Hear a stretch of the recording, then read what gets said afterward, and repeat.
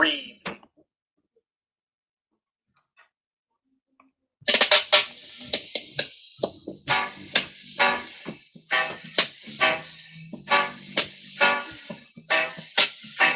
Check out the real situation. Nation fighting nation. Where did it all begin? Where will it take? It seemed like total destruction, the only solution. Ain't no use, no one can stop them now. Ain't no use, no one can stop them now. Give them an inch, you take a yard.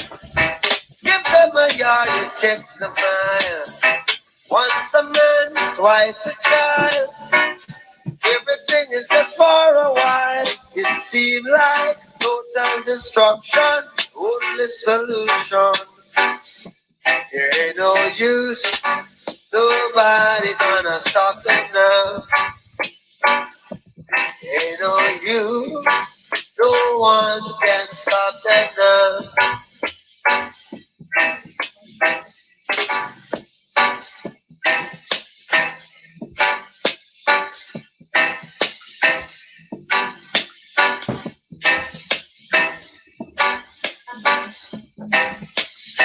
Check out the real situation. Nation fighting nation. Where did it all begin? Where will it end? It seemed like total destruction, the only solution. Ain't no use, no one stop them now. Ain't no use, nobody can stop it now. Oh, no. Ain't no use, ain't no use, ain't no use.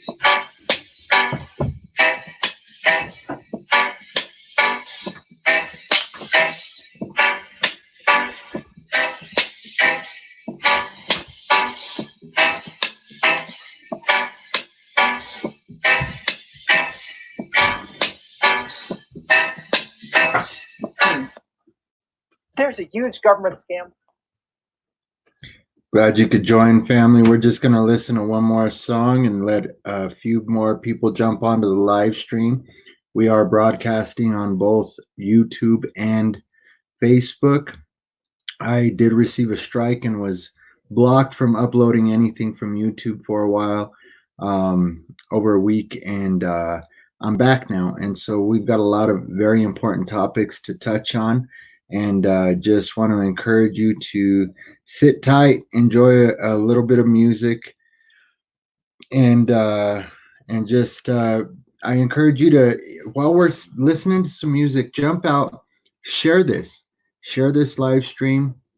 Very important topics. A lot of people need to hear these things, and we really know what direction things are going in. And we have a really clear view with a lot of the information that's out there. And I want to share that information with you today. So family, I'm going to pop on another song. We've got 6 eyeballs on right now. 7 just popped up. But we will, again, if you can share this out on any platforms that you have, we're streaming on YouTube and Facebook. And so share the video.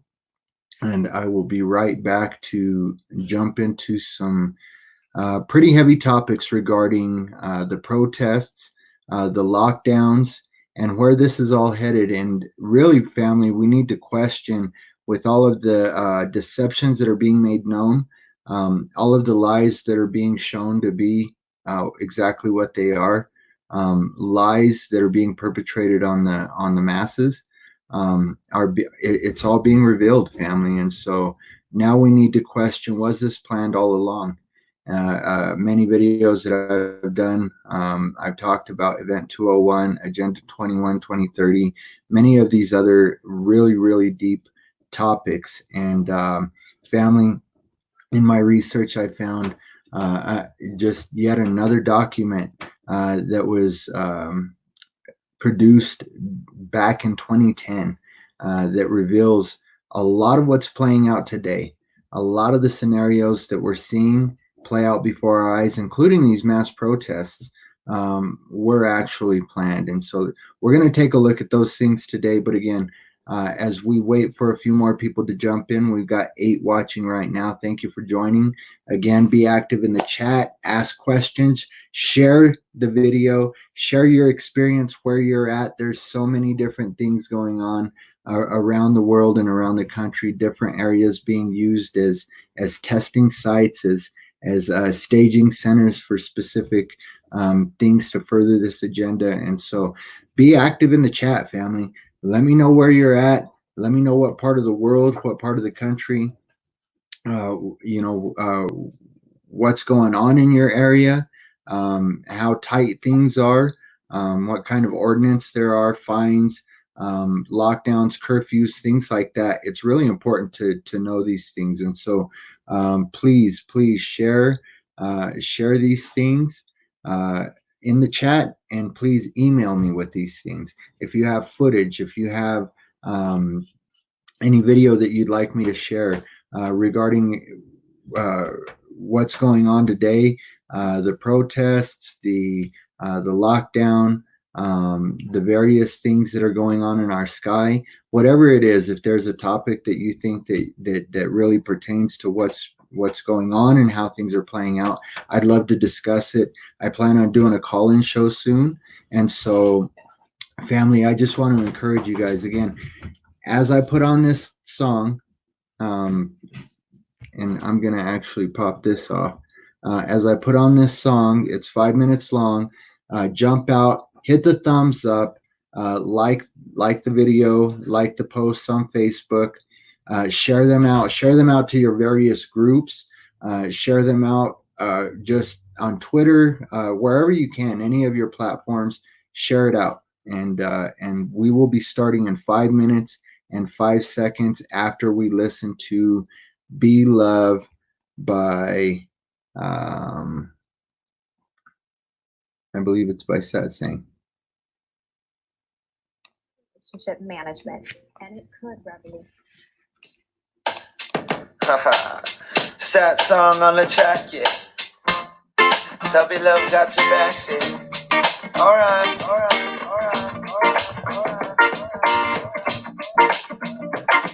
Yeah. And that's important, family. You got to remember that we got to be loved in all of this. That's the whole aim. We got to be loved, family. Be loved.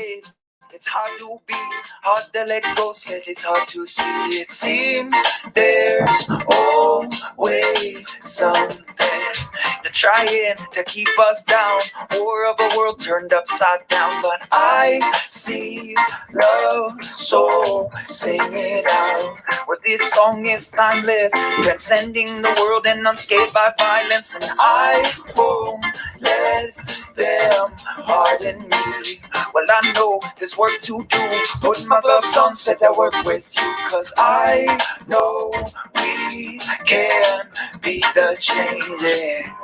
But sometimes it's hard,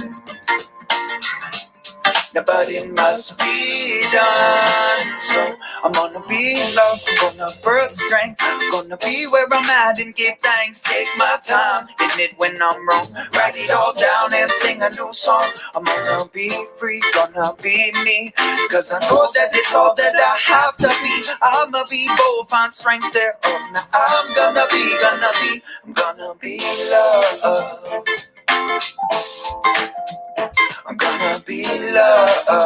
yeah. I'm gonna be loved, yeah. I'm gonna be loved, yeah.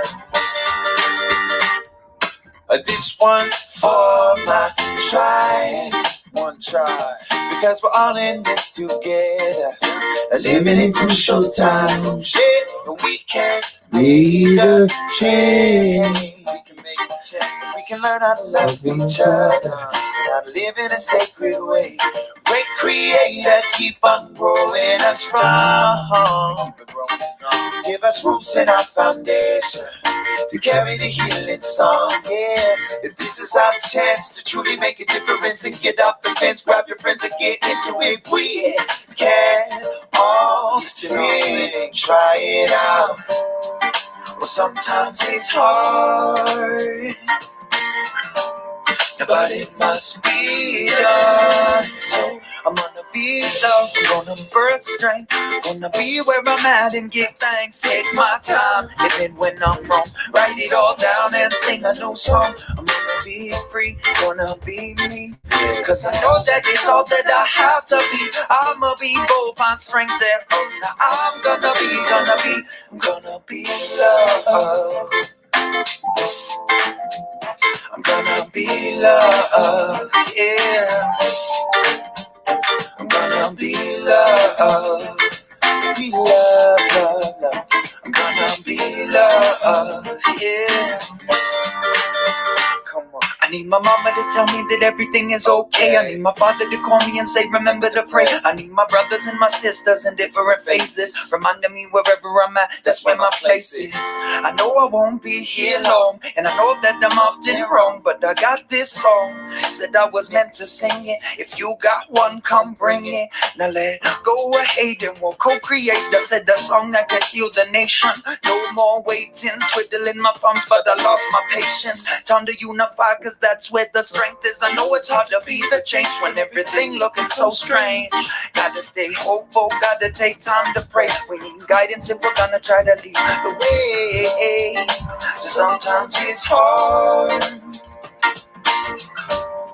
but it must be done. So I'm gonna be loved, I'm gonna birth strength, gonna be where I'm at and give thanks. Take my time, admit when I'm wrong, write it all down and sing a new song. I'm gonna be free, gonna be me, cause I know that it's all that I have to be. I'ma be bold, find strength there. Oh, now I'm gonna be loved.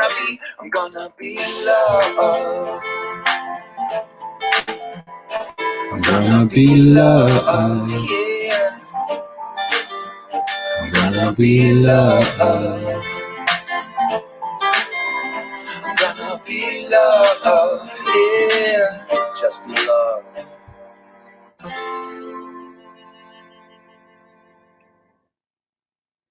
All right, family. I appreciate y'all joining. I appreciate y'all sitting through the music. I love sharing in this time of the live streams with you guys. Let's go ahead and get the cam going. I'm a little out of breath. I was running up and down the stairs trying to make sure that I was prepared. Always, man, there's always some kind of technical difficulties, and lately, I don't know, family, if you guys have been experiencing this, but there's been some slowing down of the internet, and I think that yeah, there's a lot of crazy stuff going on. Let me pop these banners down. We're gonna go ahead and jump into this live. And I want to thank y'all. Before we even get started, I want to thank you guys for just being active in the chat. I see we've got some people already in. Ted, Dora, it's always good to see you, and always good to have your input. Austria reopened.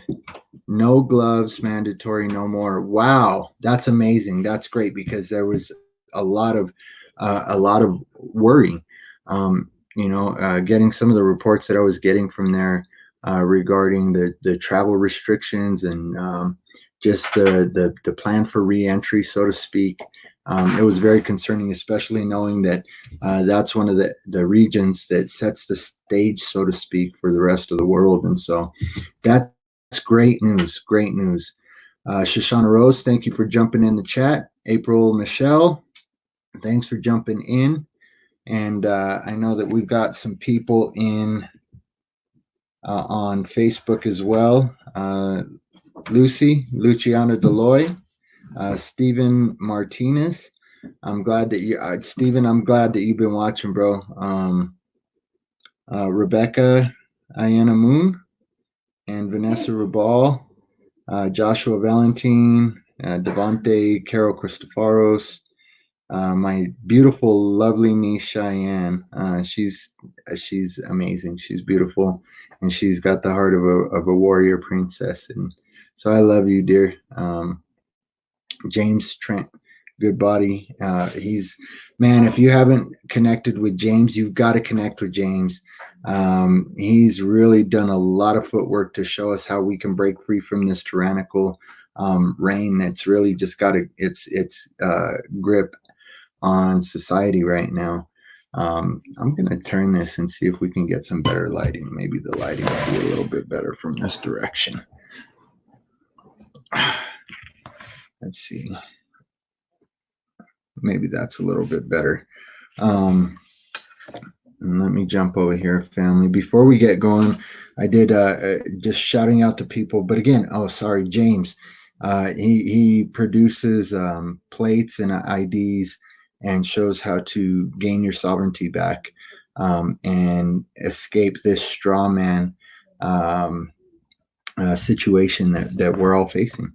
And so I'd suggest you just link up with him on Facebook. And I don't have his information for his website where he sells his plates and stuff right now because I didn't plan on plugging him. But I do want to just let y'all know we've got a lot going on, family, and the consent is ridiculous. Before we go any further, I do also want to give a shout out to my supporters. Many of you know that I was sick for a while. I was battling what I believe was stomach cancer. That's what a lot of the speculation was when I stopped going to the doctor, was intestinal cancer, somewhere in the intestinal tract, in the stomach, possibly. They were looking at my esophagus. They were looking at a lot of areas, looking at my liver and my kidneys. But I wasn't able to work. And so as I wasn't able to work, I was actually putting out a lot of content. And so this has really been what I've been doing in my time of healing. And many of my subscribers have known that. And really just, I can't tell you how much I love and appreciate the community, and just to be a part of the community. So some supporters, Michael and Yvonne, they go by Set Free on YouTube, and they've been amazing. And so I just want to give some love and give just some recognition that, your contributions have been just completely from God, and just the timing and the amounts and everything. And so Mark from Eyes to See, 711 on YouTube, I see you, buddy, and thank you. I really appreciate it. I appreciate the encouragement. I appreciate the fact that you found me as well, that we found each other, that we were able to connect. And so another contributor, Robert Francis, contributes regularly, whatever you can, whenever you can. And so I want to thank you guys. You really just helped my family out and affirmed this calling that God has placed on me to share this information that I share, and to give some insight, just some spiritual insight as to what the Spirit is leading in these truths, and discerning between the deceptions that are tossed in there, that are sprinkled in there. And so, family, I want to just let you know that you guys are the reason that I do this. I do this. Actually, the Creator is the reason I do this, but the reason He has me do this is because His desire, the Creator's desire, is that none should perish, but that all come to everlasting life. And that everlasting life is the truth. And that is what people fail to see. Is right now there's a lot of talk about the mark of the beast. And what is the mark of the beast? Is it these vaccines? Is it the ID, the microchip that they want to put in the vaccines? I mean, I'd say yes and no, but one of the biggest things that we got to look at is, I believe the mark of the beast is rejecting that truth, right? Christ said, I am the way, the truth, and the life, and nobody comes to the Father but through me. And so what He's saying there is that the truth of these things, the truth of this reality, the truth of this God government that we've set up for ourselves. And I say we because I've been a part of it. I have the birth certificate. I was part of this whole scam and this legal scam of a debt slave system. It's usury, family, and it's built off of the sweat, blood, tears, and on the broken backs of regular people like you and I. That we are the lower echelon, and so we'll get more into that, into the hierarchies and whatnot. But I really wanted to touch on a lot of the issues that are going on today. All right, so you might not know. A lot of people don't know what we're seeing when we're locked in our homes is the regular programming. And what is that? Tell a lie vision, tell a lie to your vision. And so we see the regular programming going on daily, right? We see the same television programming, except for we get a daily dose of press briefings. And in these press briefings, we're hearing how great we're doing at flattening the curve. We're hearing how respirators are important. We're hearing how face masks are important. And family, if you're not if you're not hip to what's going on right now, I've been doing a ton of work on Facebook showing just even deep medical research papers from PubMed, from very, very reliable sources, very respected sources that are showing that, the improper use, or even just the use, even the proper use of some of these masks can cause hypoxia. They can lead to irreversible brain damage. And so there's a danger not only in using some of the masks that you should be trained in using, but there's also a danger in using these cloth masks. You start putting layers in there and putting different types of filters in there. You're robbing your brain of essential oxygen, nutrients in the air that you're getting that to energize your body, to feed your body. And so, family, one thing that you're not hearing in the news and in these press briefings is that there is worldwide protests, right? You might ask, where are all these protests? Ohio, Michigan, North Carolina, Mumbai, Vancouver, Pakistan, South Africa, Nigeria, Germany, India. That's just naming a few of them, family. If you do a little bit of research and dig a little bit beyond that mainstream media, man, family, I'm telling you, you'll find some answers. You'll find out that these protests are happening here. I'll throw the screen share up real quick, and we'll just head over here and look at some of these protests that are going on. And I'm going to jump in here because I didn't get my device set up. My dog's going nuts, so if you hear that craziness, it's my dog chasing her tail. She's a puppy. She's just over a year, and she's a huge puppy. She's a Malamute, so she gets a little crazy, and y'all already know. I don't shut down my whole house, even though my family does pretty much shut down the house for me when I do these videos. It's not something that I require, that I'm like, we got animals and we got to live life. And so forgive the noise if there's background noise. I'm telling you right now, there's probably going to be some more. And so let's jump over here and take a look, and we can see. Let me jump in here real quick, family. That way I can monitor what's going on with the live. When I jump into the screen share, I'm blind here on my monitor because I don't have dual monitors up right now. And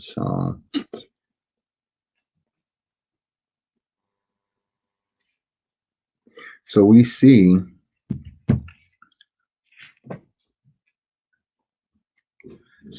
that we got lockdown, showdown, and this is one of the things that I seen yesterday was the High Wire with Dell, Big Tree, and this is two hours. We're not going to watch that, but it was actually the Michigan protests, and so.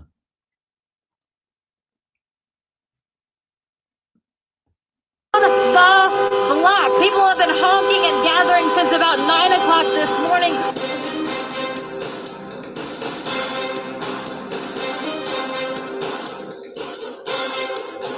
Thousands of Michigan residents drove to the state capitol in Lansing to express their displeasure. They didn't hurt anyone while they were there. They did it peacefully, as is. So we got them in Michigan, Ohio, again, all of the places that I just named. You can find these things yesterday, 2 hours ago. There's the 15th, a couple of days ago. Look at this here in North Carolina. Police arrest a peaceful protester and declare protesting a non-essential activity. Now, these are constitutional rights, right? I mean, these are things that have been slowly deteriorating due to the policies and executive orders that have been getting passed over the past few years. And so we've got that right there, and then we've got this article here. Protests draw thousands over stay-at-home orders during the coronavirus pandemic.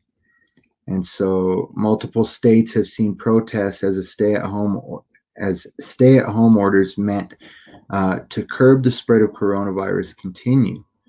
Many protesters are angry about the economic ramifications the restrictions are causing. The Labor Department reported more than 5 million new unemployment claims Thursday. The protests are occurring as President Donald Trump and governors debate over when states should loosen the restrictions put in place to ensure people practicing social distancing. Okay, so we're seeing this all over. This is in Paris.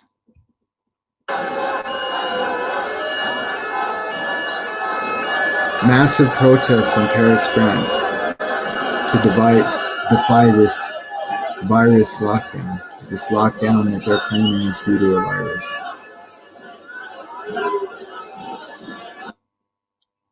And so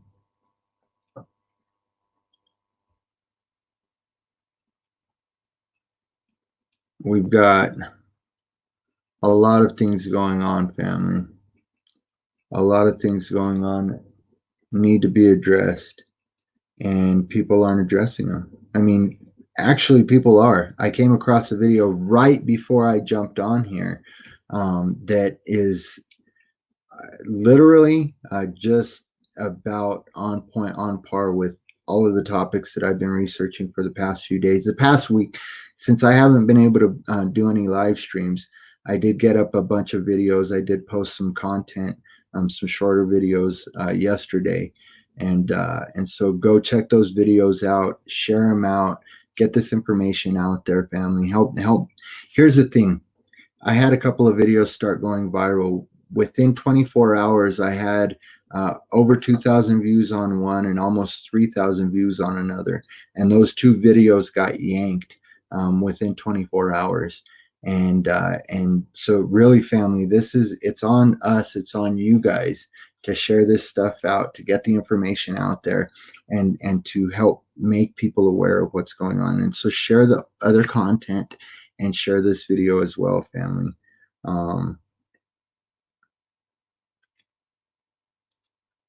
Let me just shut this down for a second.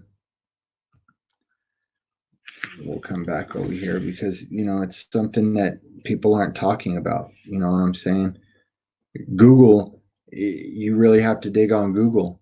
That a lot of this current psyop that's going on, is saying that Google really loosened the reins, and there is a lot more information regarding Pedogate and Pizzagate and all of these other sensitive topics. The Kabbalist network of elitists that are being exposed for the satanic ritual abuse that they've been perpetrating on men, women, and children, and just so many other things that are being disclosed, family, that I'm not saying aren't true. These things that are being disclosed are really happening, right?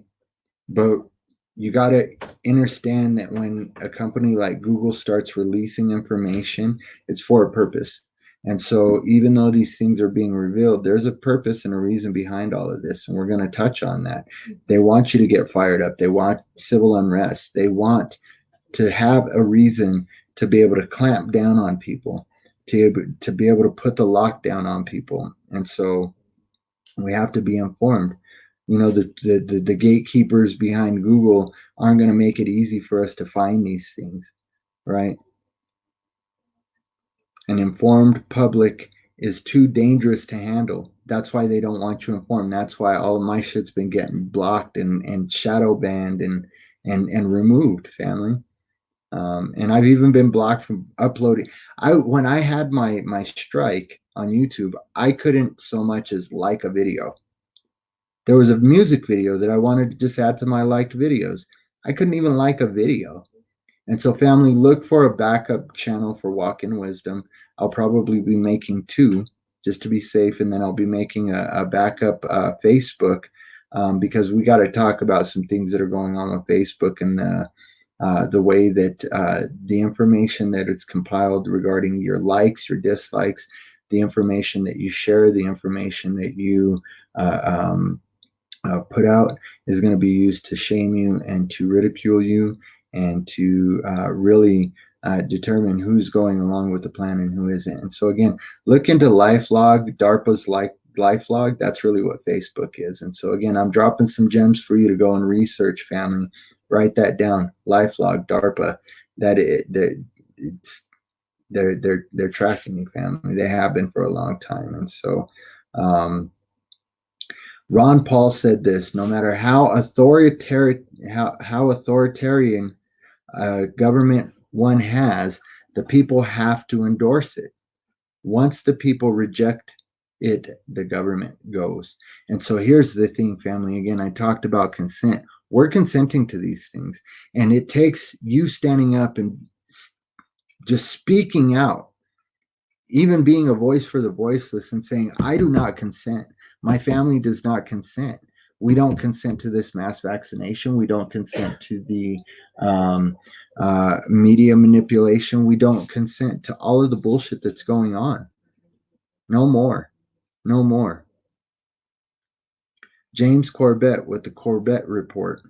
What do you think? What do you believe? Or what you think and what you believe influences the way you react and what you are or are not willing to accept. You control reality, and a lot of people want to push that off as New Age nonsense, but it is the truth. You control reality, family. You control your reality. This is an exceptionally important subject and is the reason for the lockdown. The lockdown only takes place in our minds. Trump keeps talking about this invisible enemy. It's because this enemy is invisible, not because it's some virus or bacteria, but because it's propagated, family, for a very specific reason, to tighten the reins, to push forward in this technocratic age of high surveillance, facial recognition software, and data tracking via implanted chips and quantum dot tattoos that are put in your bloodstream, put on your body. And so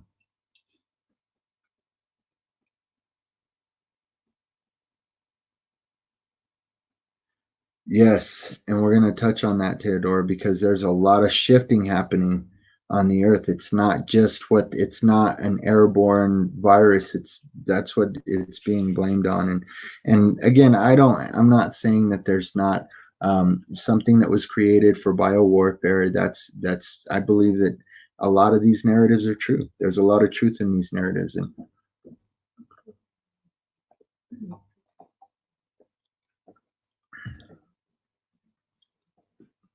we really have to start questioning what's going on and why. Why, family? Millions, family, are right now currently unemployed. Millions of people, millions upon millions, are questioning what they're going to do to provide for their family. How am I going to feed my kids? How am I going to pay my mortgage? How am I going to make rent this month? The power bill, the water bill, any debt that might be due. How am I going to make ends meet? And still many more wondered why we're worried about the economy. The economy is crashing, and it's happening on purpose, family. All of these things are pushing people into a place where they feel a heaviness, a hopelessness, not to mention the environmental changes that are going on, the various waves of influxes of energy, frequency, vibration, radiation. The off-gassing going on from the earth shifting, as Theodore mentions. These gases that are coming from the earth because of these cosmic shifts that are happening, family. You have to be aware and be prepared. These things are causing depression and anxiety, especially the isolation and not being able to, it says in scripture not to forsake the gathering of the body as some do. And especially in these times, family, and you wonder why? Suicide is dramatically on the rise, y'all. Something that, again, that you're not hearing on the mainstream media, that you're not hearing when you're locked down in your home watching the tell a lie to your vision. You're not hearing about the rise in suicide. The domestic violence calls are up 45% the last time that I checked. My wife and I were just talking about this. Victims are home with their abusers.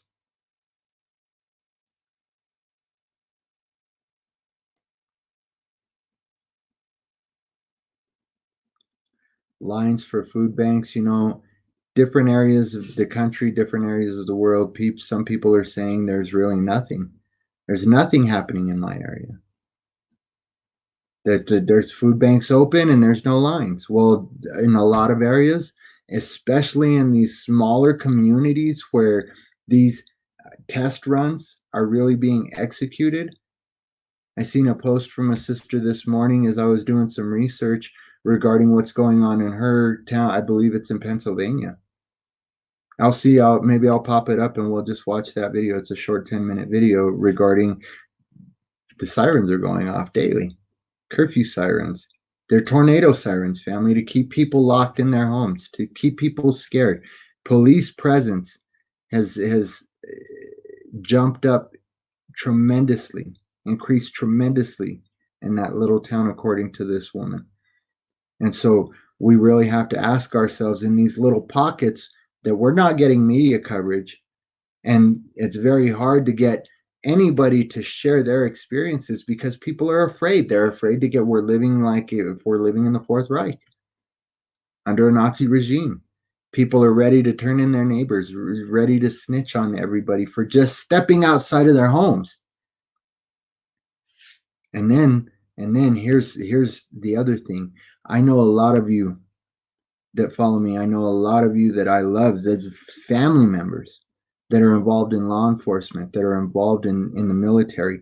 When the shit goes down, are you really going to push this? Are you really going to push the mass vaccination? Are you really going to push the lockdowns and keeping people locked into their homes, taking people's God-given rights, the right that we have to life, liberty, and pursuit of happiness? It's not just a constitutional right. That is a universal law, that we have a right to live unbothered and unforced, uncoerced, to take on somebody else's ideals or agendas.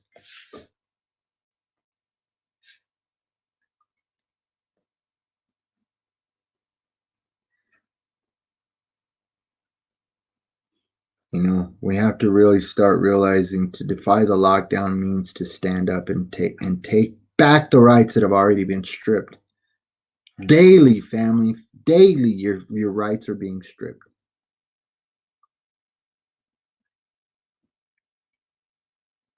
We, family, the normal, everyday, average citizen, The human citizen of this earth is the resistance. We are the ones that need to stand up and resist this tyranny.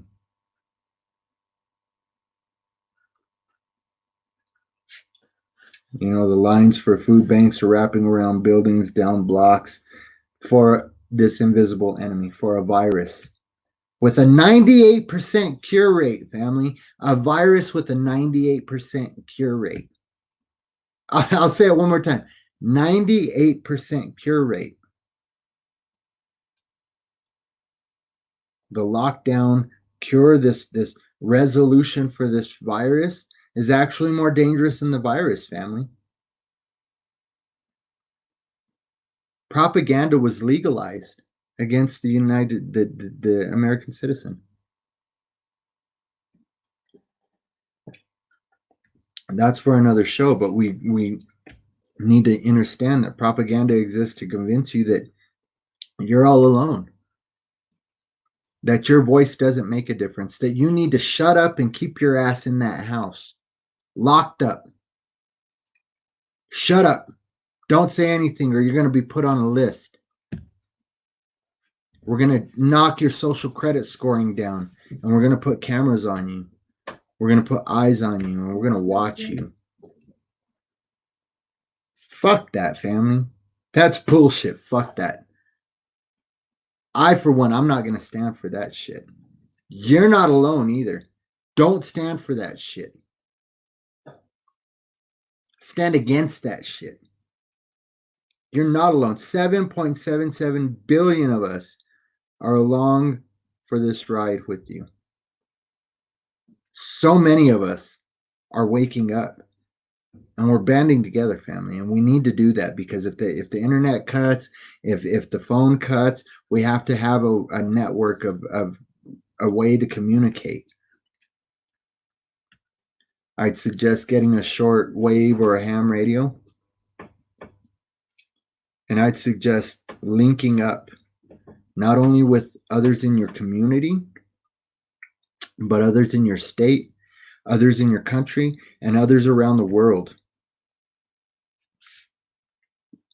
Others that are aware of what's going on. Excuse me. Others that have a heart to share the truth and to keep you in the know and to be informed about what's going on in your area and how you're doing and how your family's doing, how they can help, how we can help each other, family. These small communities, these small free communities, they really have to start popping up and they really have to start showing their strength. It's time for us to move, family. It's not time to sit on your ass and imagine it all away because you know what? I believe and I trust and I respect all of the spiritual beliefs regarding the way we create our own reality and the way that we have to shift to a heart of love, acceptance, forgiveness, compassion. But family, we are the warriors. We are the body of Christ. We are the anointed ones. We are the remnant. We are the ones that are here to speak up for the meek, to speak up for the powerless. Do whatever you do unto others, you do unto me, right? Christians, you're sitting there shutting your mouth in your house, and that's what you would have done when Christ was getting beaten and hung on that cross. You would have shut your mouth and you would have just let it happen. And that's what I hear. Oh, brother, it's prophecy. It's got to happen. No, this is scripted prophecy. This isn't prophetic scripture. This is scripted prophecy. I'll be doing a show in the next couple of days regarding just what a deception we're all under and how, family, a lot of evidence points to the fact that the 7-year tribulation already happened, that we're at the end of the millennial reign when Satan is released to cause havoc and to try and fool many, to deceive many. And it says that many would be deceived, that the deceit would be so great, that the lie would be so great that even the elect would be deceived if it were possible. But it's not going to happen, family. That's why we have to continue to push forward and understand that we're not alone, that we do not consent, that we have the right and the authority to take our power back, that we have that authority of the Son of God, and that we can stand on that. The whole idea is to get you to believe in your heart and in your mind that resistance is futile. They want you to believe that all you can do is stay at home, even in these new age movements that are so deceptive, man. Decepticons, they're deceptive, and they're conniving. Decepticons, man, they're freaking playing the game just like Gandhi did, right? Oh my God, Gandhi is just such a godly man. Gandhi. No, Gandhi was used. He was a propaganda tool used to shut down an uprising, to promote peace and passiveness.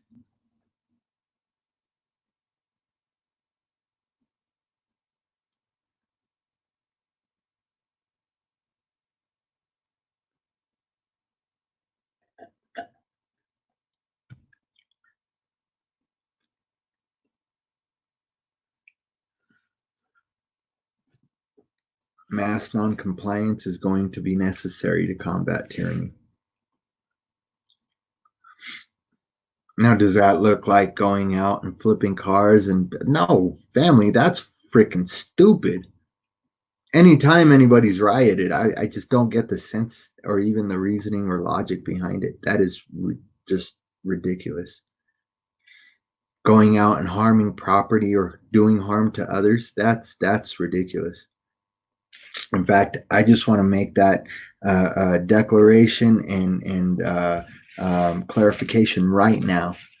I've had people ask me when I've said that, we need to stand up and demand some answers, demand a change, make it clear that we're not going to, walk away from this shit. We're not going to do this anymore. We're not going to comply with your bullshit laws and ordinances. We're not. It doesn't mean that I'm promoting anybody to go out and burn down 5G towers, to go out and cause civil unrest, to do any harm to anybody. Fuck no. I'm not calling for a war. The war is spiritual, family. It's fought in here and up here. But when you get the gist of what's going on and you get the directives from the Creator of what your job is to do, what your responsibility is to do, what your purpose is here, then it's on you to be obedient to that. Many of us have different roles. Not everybody is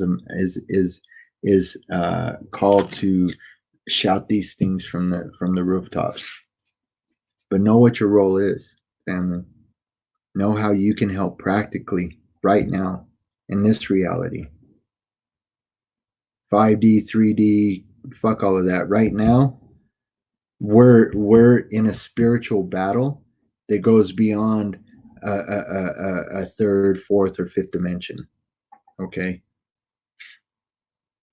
this has repercussions and reactions and consequences throughout all the planes of existence. And so know that this tyranny that's going on, and what is tyranny? What tyranny is happening? Complete surveillance state. That's where we're moving. We've seen that. I've shared many articles. Again, look at some of the old content regarding drones, surveillance drones. Not only surveillance drones, but they're using drones to spray people, to disinfect people and rooftops and buildings, and it's going very far, family. These chemicals, these chemtrails, they're bringing them from the sky down to the ground. They're having these big ass buses. I shared that on the Walk-in Wisdom page on Facebook. These buses that are driving by, spraying, literally dousing people with chemicals. That's tyranny, family. Human tracking systems. That's the whole ID 2020. Research it.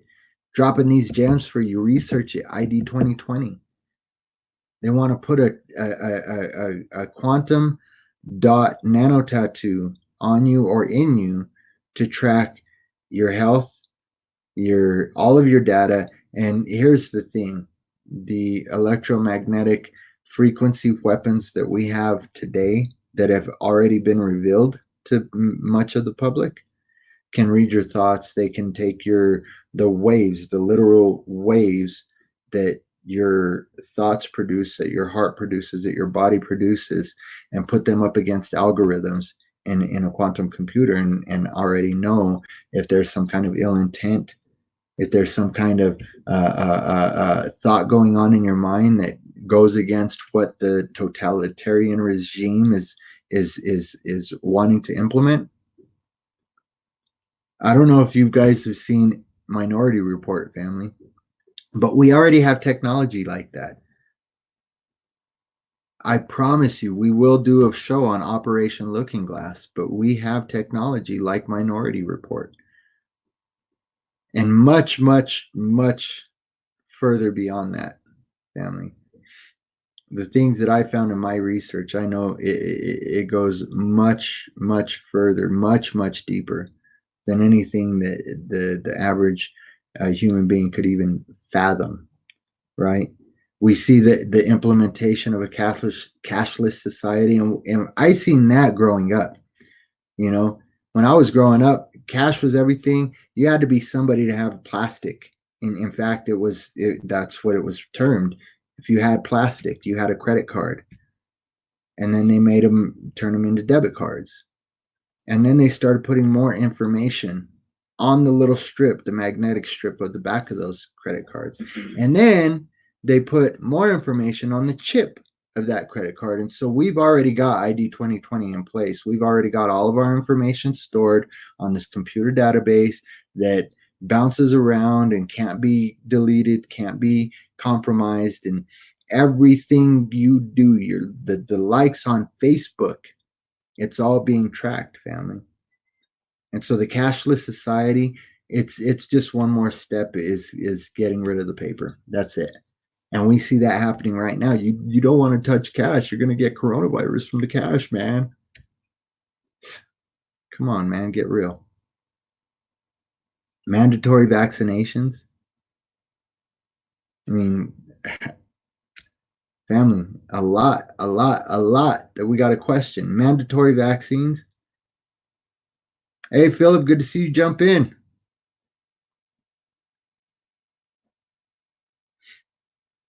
I'm not okay with living in a minority report state. I'm not. Stay the fuck out of my head. You know what I'm saying? We already have the ability to connect via the biomind, via the bio network that we have through electromagnetic currents and frequencies. We can already communicate telepathically. We can already manipulate energy telekinetically. Electricity, we can produce. Our body houses an unbelievable amount of electricity. We don't need to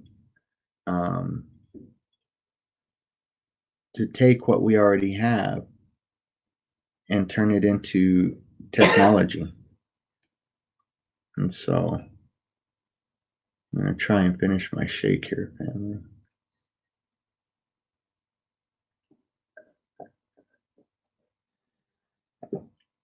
It's not a shake, it's a smoothie.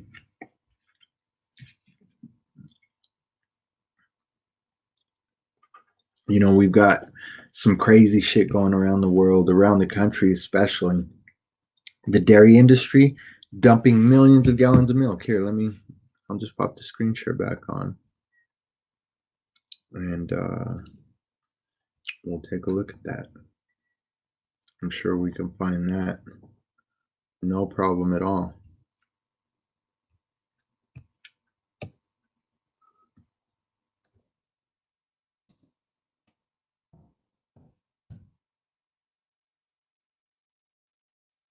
Dairy farmers across the globe are dumping tankers of fresh milk. Milk dumping. I wish farmers that kept sharing pictures of milk being dumped would explain why. And so there is actually a crop report. The industry leaders, the ones who write the checks for these farmers, for these people who produce milk and meat and just all of these things, are actually calling for a stop in the production of food. And instead of giving the food to people that are, okay, so food can't be bought. There's no food. There's a food shortage. Why is food being thrown away? Why is food being dumped? Why is milk being dumped? I mean, I'll click on this just so you guys can see this. This is from the 14th, so this is just from a couple of days ago.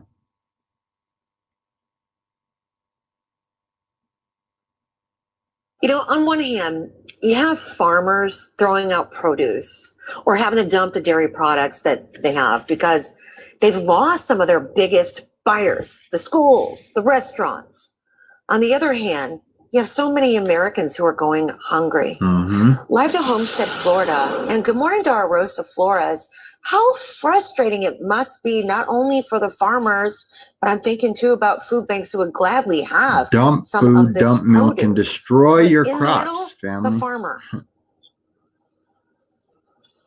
You know, Robin, this is devastating for farmers because they're having to either destroy their crop or let it rot, like you see right in front of me. This farm is owned by Sam Arcusio. His family has been working this land since 1948, and he says that the nightmare related to COVID-19 started about a few weeks ago when restaurants started closing, schools started closing, and just the entire supply chain system got completely severed. Now, as you mentioned, other food industries are also being impacted. We're seeing milk getting poured down the drain. Same issue here, because there's this oversupply right now that can't get to the demand. And you were talking about people at food banks. That's exactly right. There's this disconnect right now, and that's the frustration from these farmers. Now, Acusio says that since this broke, about 70% of his acreage has had to go to waste. And he says that unless the government intervenes soon, the future looks bleak. Take a listen.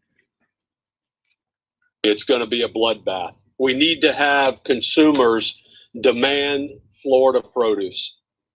And then as it moves up the chain, they have to demand American produce, Georgia, South Carolina, North Carolina, all the way up to the Northeast.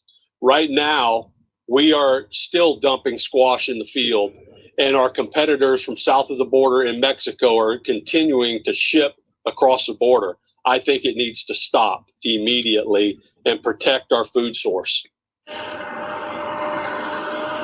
Here's more bad news. Acusio says that he does not have insurance. Yes, some of the excess is going to food banks, but there is just too much excess. So much so that the Florida Fruit and Vegetable Association tells us they've been trying to track the losses, Robin, and they just keep adding up every single day. They don't have a full tally right now, but they say that the losses for at least the state of Florida, and this is an issue that we're seeing across the country, for Florida, they're going to be to the tune of millions upon millions of dollars. Robin? That's incredible. Just incredible. I cannot imagine the frustration of the farmers. You know, they are too people out there on the front lines, still working and still trying to feed a country, and to have this happen. Rosa Flores, thank you very much.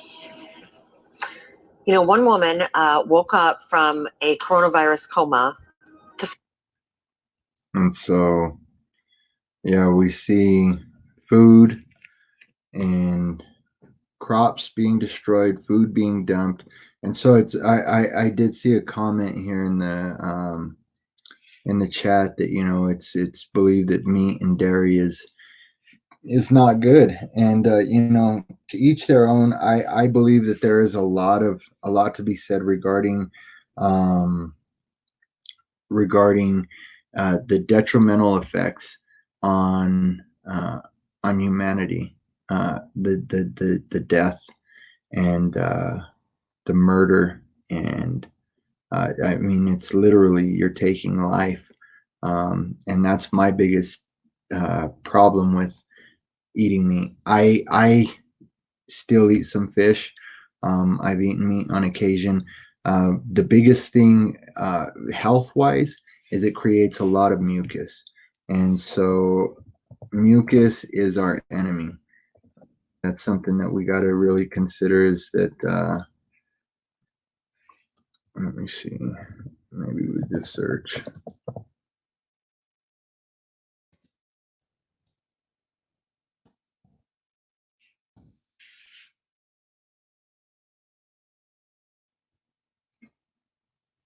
And so we can see all over again. It just takes a little bit of looking.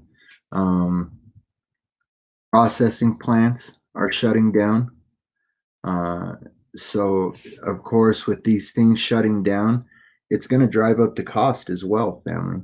We got to be aware of these things. It's going to drive up the cost if these things are not readily available. If the food industry is actually shutting down entire supply chains, then we have to be aware of these things. We have to be ready for it. Crops rotting and farmers are sold to sell cows and quit. And so, the information is out there, family. It's not hard to find. It's something that really has to be looked at. We got to consider what is the end game in all of this. Where are they trying to drive us? What's really going on here?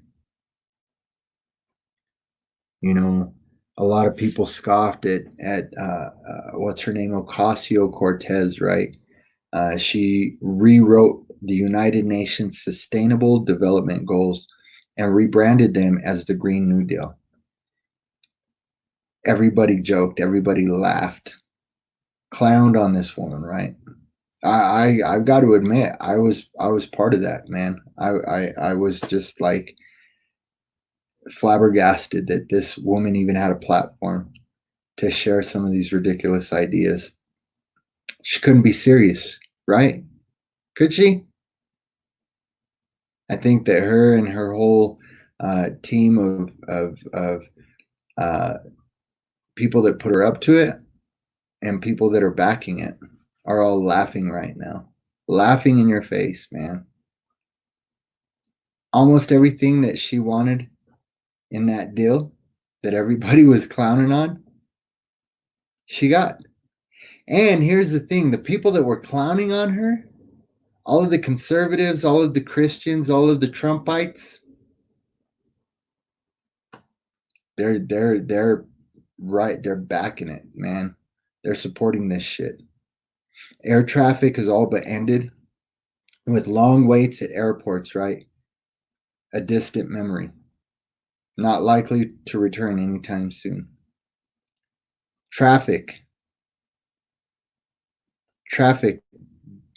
highways that were once bumper to bumper, bustling, have reduced to a trickle. Most Americans have either been told to work from home or not to work at all. They all receive government paychecks to sit at home and do nothing.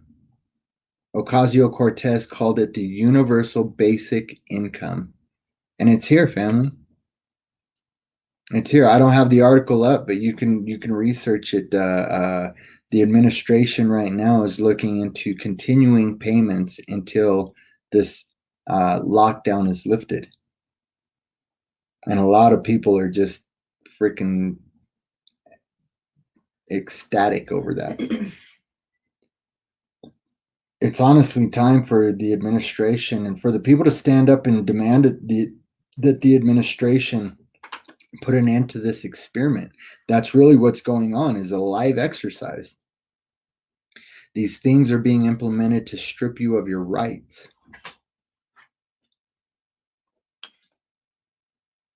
All I hear in these press conferences is a lot of backslapping and good old boying going on, and a lot of touting of what a great job we did to get behind this and to get under it and to get over it and to get on top of it and flatten the curve and to lift the curve and make the curve worse so that we could flatten it and take credit for flattening it. You know, it's just a bunch of bullshit, man. Trump is congratulating himself constantly. He's congratulating the governors for their wonderful handling of this crisis. And really, they ain't done shit, family. A wonderful handling of this crisis? You got to be kidding me, right? Yeah, they've handled it really, really wonderfully. Really, really on point. Exactly how it should be handled, right? No, man. We need to be honest here. We need to be honest. The Constitution has been overstepped. It's been trampled on. It's been ignored. And the authority of these public servants has been overstepped. They've overstepped boundaries, family. They are public servants. That's what they are.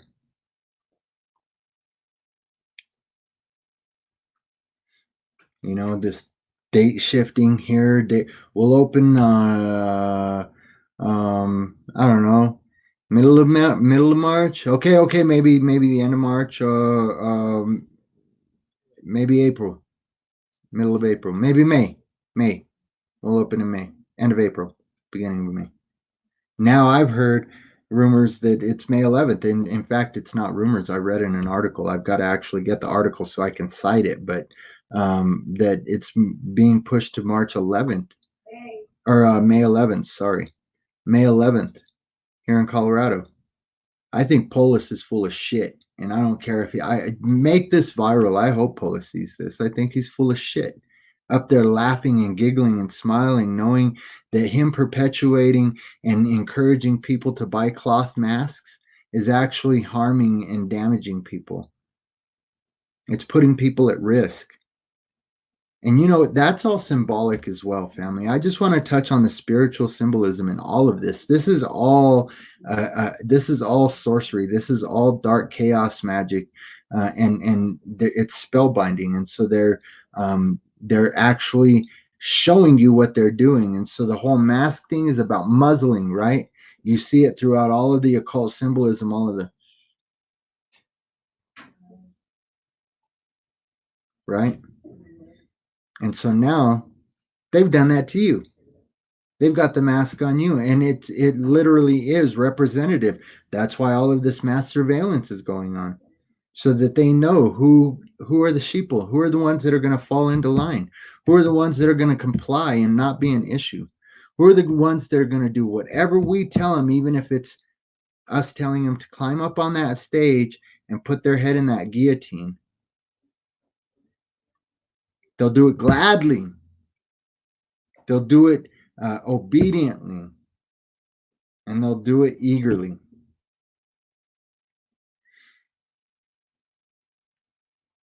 We can't continue to have this shit pushed out and pushed out and pushed out, because now there's talk about man, let me see if I've got these give me 1 second, family. I'm gonna see if I've got this saved.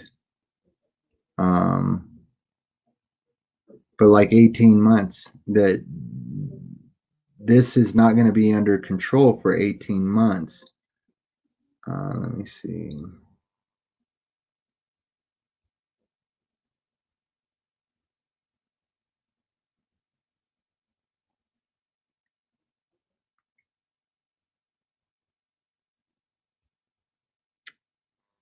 You know, on one hand, Let me see if I can find it, family. 18 months.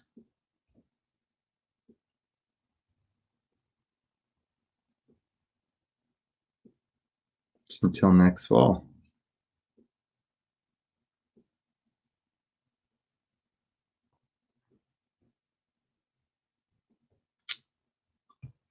Let me just go over here. I appreciate your patience, family. Again, I just want to be sure to share what I need to share as the Spirit puts it on my heart. And so,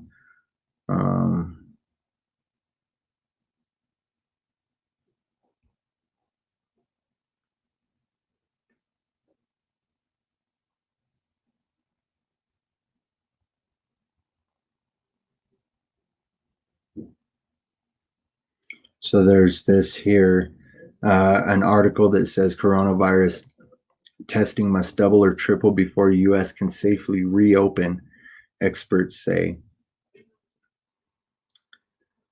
And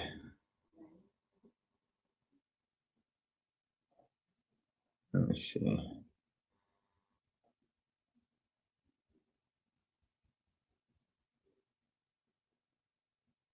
There's a couple of good articles here that I really wanted to share with you guys.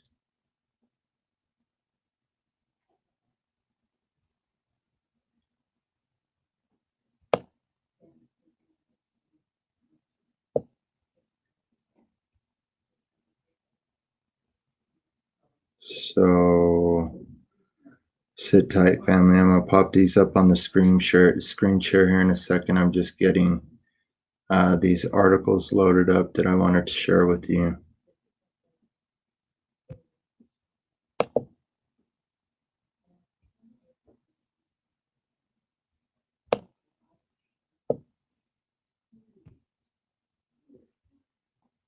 All right, let me pop in here and let's see what we can get up here on the screen.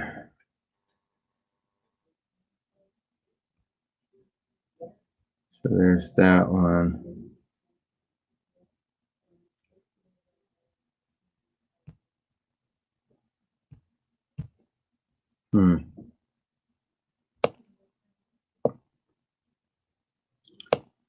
Frozen. All right. So here's another one that I did want to share, family.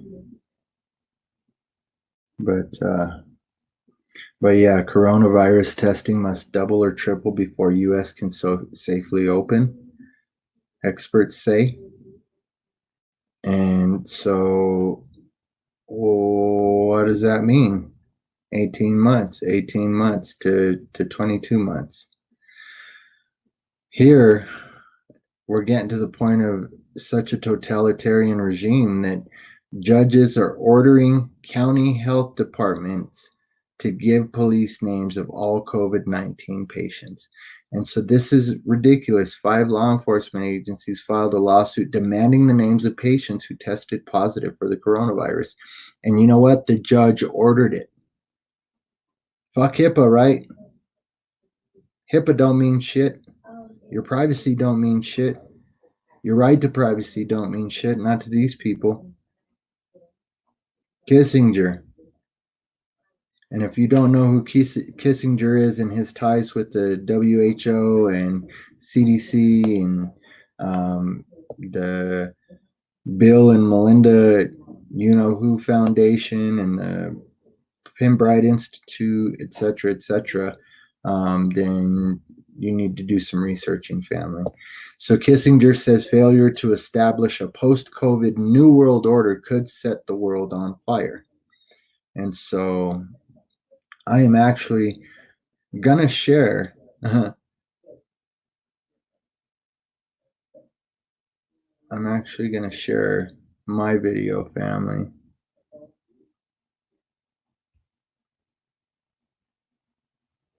that I just posted regarding the regime that we live in and we're living under right now.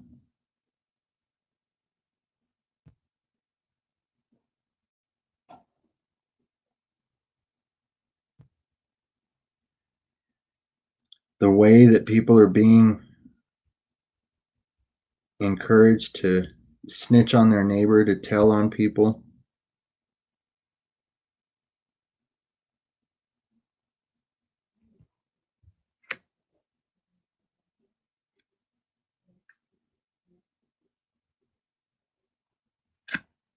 Your ass is grass. All right. Do you understand? And if I'm you done with this shit.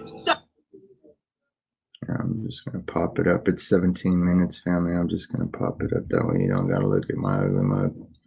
Watch me drinking water while we're watching this video.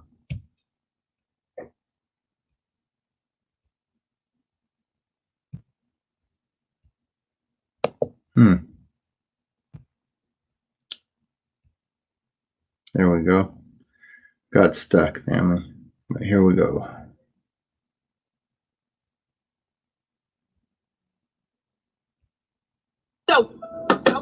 out for those cops. All right. I will. Get out of our I'll be looking at those Be cops. sheltered in place. Go ahead, put me on social media. You're a little pup. Seriously? And seriously, I called the cops. I can't. What Wow, happened? I'm so scared. I'm so scared. Meanwhile, face coverings while out in public are now mandatory in Riverside County, and residents who don't comply could face a hefty fine. CBS 2's Candace Crone reports from Riverside with more on the new order. The county is really stepping up its efforts to slow the spread of the coronavirus by fining people who leave their home without wearing a mask.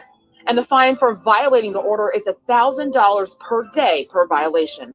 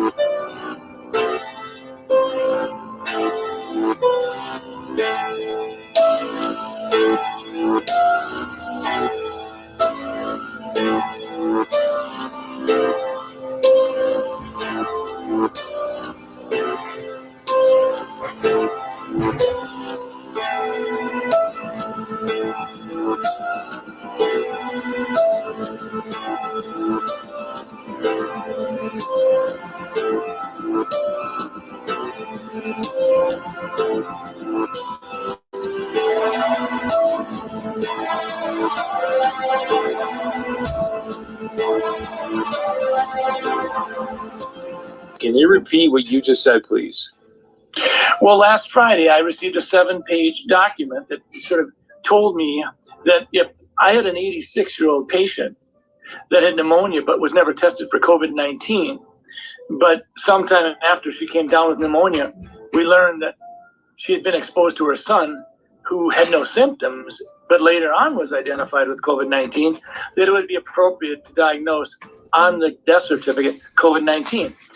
Now, we've not done that. If someone has the pneumonia after and it's in the middle of a flu epidemic, and I don't have a test on influenza, I don't diagnose influenza on the death certificate. I will say this elderly patient died of pneumonia. I don't mean to interrupt you, but my heart is sinking right now as you're telling me this. You're a doctor. Why in the world would they be sending you out information to fill out death certificates, whether the person's been diagnosed with COVID-19 or not, but then to say in the death certificate this person's death was caused by COVID-19? That does not sound right to me. I went to the person in our office who does most of the death certificates over the last 10, 20 years, and I said, does this sound right? I had her look at the documents that I printed off, and she said, well, we've always been told that you always put down just facts. You don't put down any probabilities. You don't put any presumptions down. It's just what you know. And so this is concerning. And it actually gets to your point, Chris. When we start talking about the data that goes into the modeling, we have to ask ourselves a question. Are we being forthright? Are we sharing with the public? Minnesota, North Dakota, we don't need to be having it sugar-coated. We want to know what's going into your modeling. So with that being said, why would they want to skew the number of deaths due to COVID-19? Well, fear is a great way to control people. And fear is a great way to control people. And fear is a great way to control people. And I worry about that. I worry that sometimes we're so darn interested in just jazzing up the fear factor.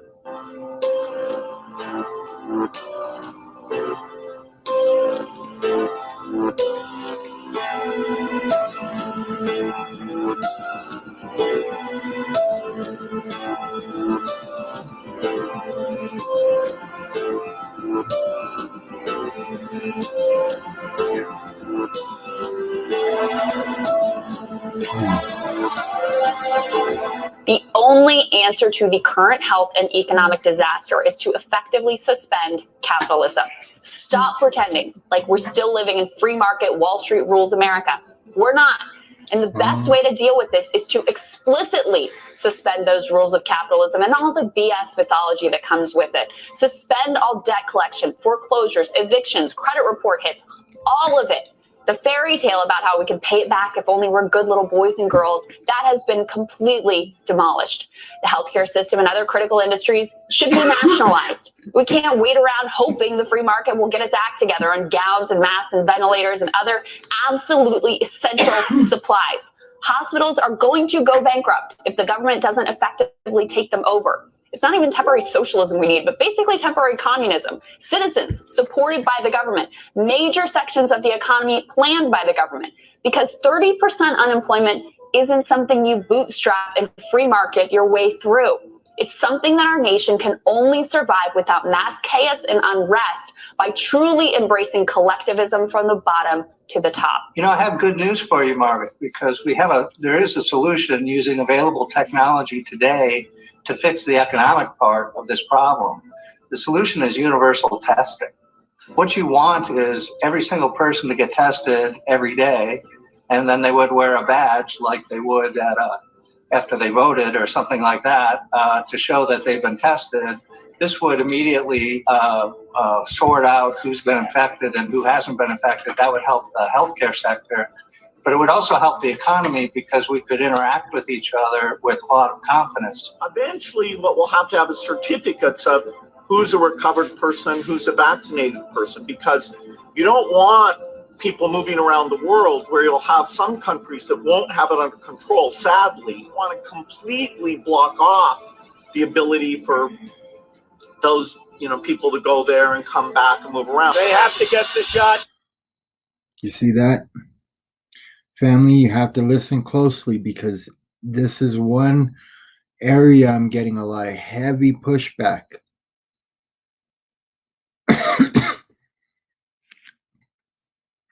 Appreciate it, Michael. Love you, buddy. Good to see you, Lacey Lace. Freedom Fighter. Glad you could join in, Jamie.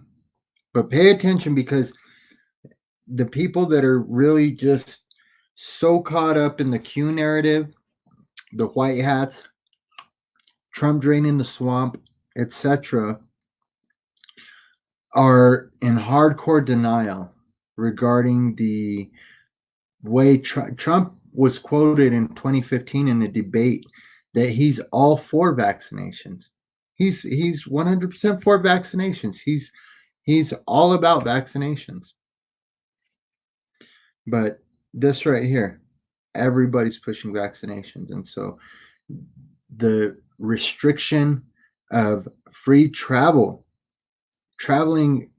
out of state, out of county, out of your yard. Pay attention, family. The vaccinations are so important. This is really going around now. They have to get their shots. They have to get their shots. To get not just hundreds of millions, but literally billions of those vaccines, because this is a global problem.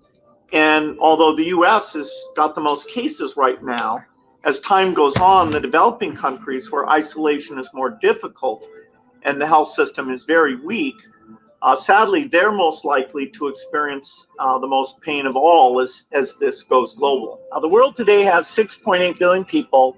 That's headed up to about 9 billion. Now, if we do a really great job on new vaccines, healthcare, reproductive health services, we could lower that by perhaps 10 or 15%. We could lower that by perhaps 10 or 15%. How? Vaccinations was right there on that list. New vaccines. If we do a really great job on new vaccines, this whole healthcare system is set on the premise of depopulation, family. So let's get that clear. All right? They have to get their shots. There are some good They things have to happening. get The their shots. work on a vaccine. Trump said that. Probably will take 18 months. That's going full speed ahead. 18 Our months. foundation is funding that. We're looking at getting vaccines to everyone in the world. So in the long run, that we're looking at getting vaccines to everyone in the world. Everyone in the world. In the long run, that we're looking at getting vaccines to everyone in the world. We must reform our mental health laws to better identify mentally disturbed individuals who may commit acts of violence and make sure those people not only get treatment, but when necessary, involuntary confinement. Last week, Dr. Michael Ryan. And I want you to understand what that means, family. So this right here, this entire push with mental health and even these legislations and orders that are being put in place, executive orders that are being put in place that are pushing for detention and forced medication, right? And based on these things, family, you're going to be called crazy if you're speaking out about these things. You're going to be the one targeted. You're going to be the one that's called mentally unstable, and that's insisted that you get vaccinated.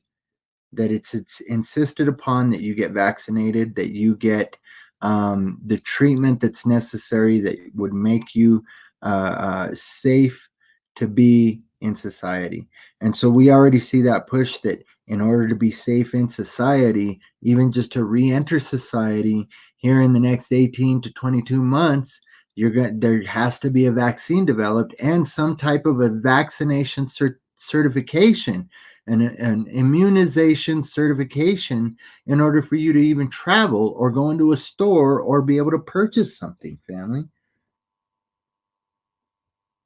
A leader at the World Health Organization, announced that in response to the spread of this virus, authorities may have to enter people's homes and remove family members, presumably by force. In most parts of the world, due to lockdown, most of the transmission that's actually happening in many countries now is happening in the household, at family level. In some senses, transmission has been taken off the streets and pushed back into family units.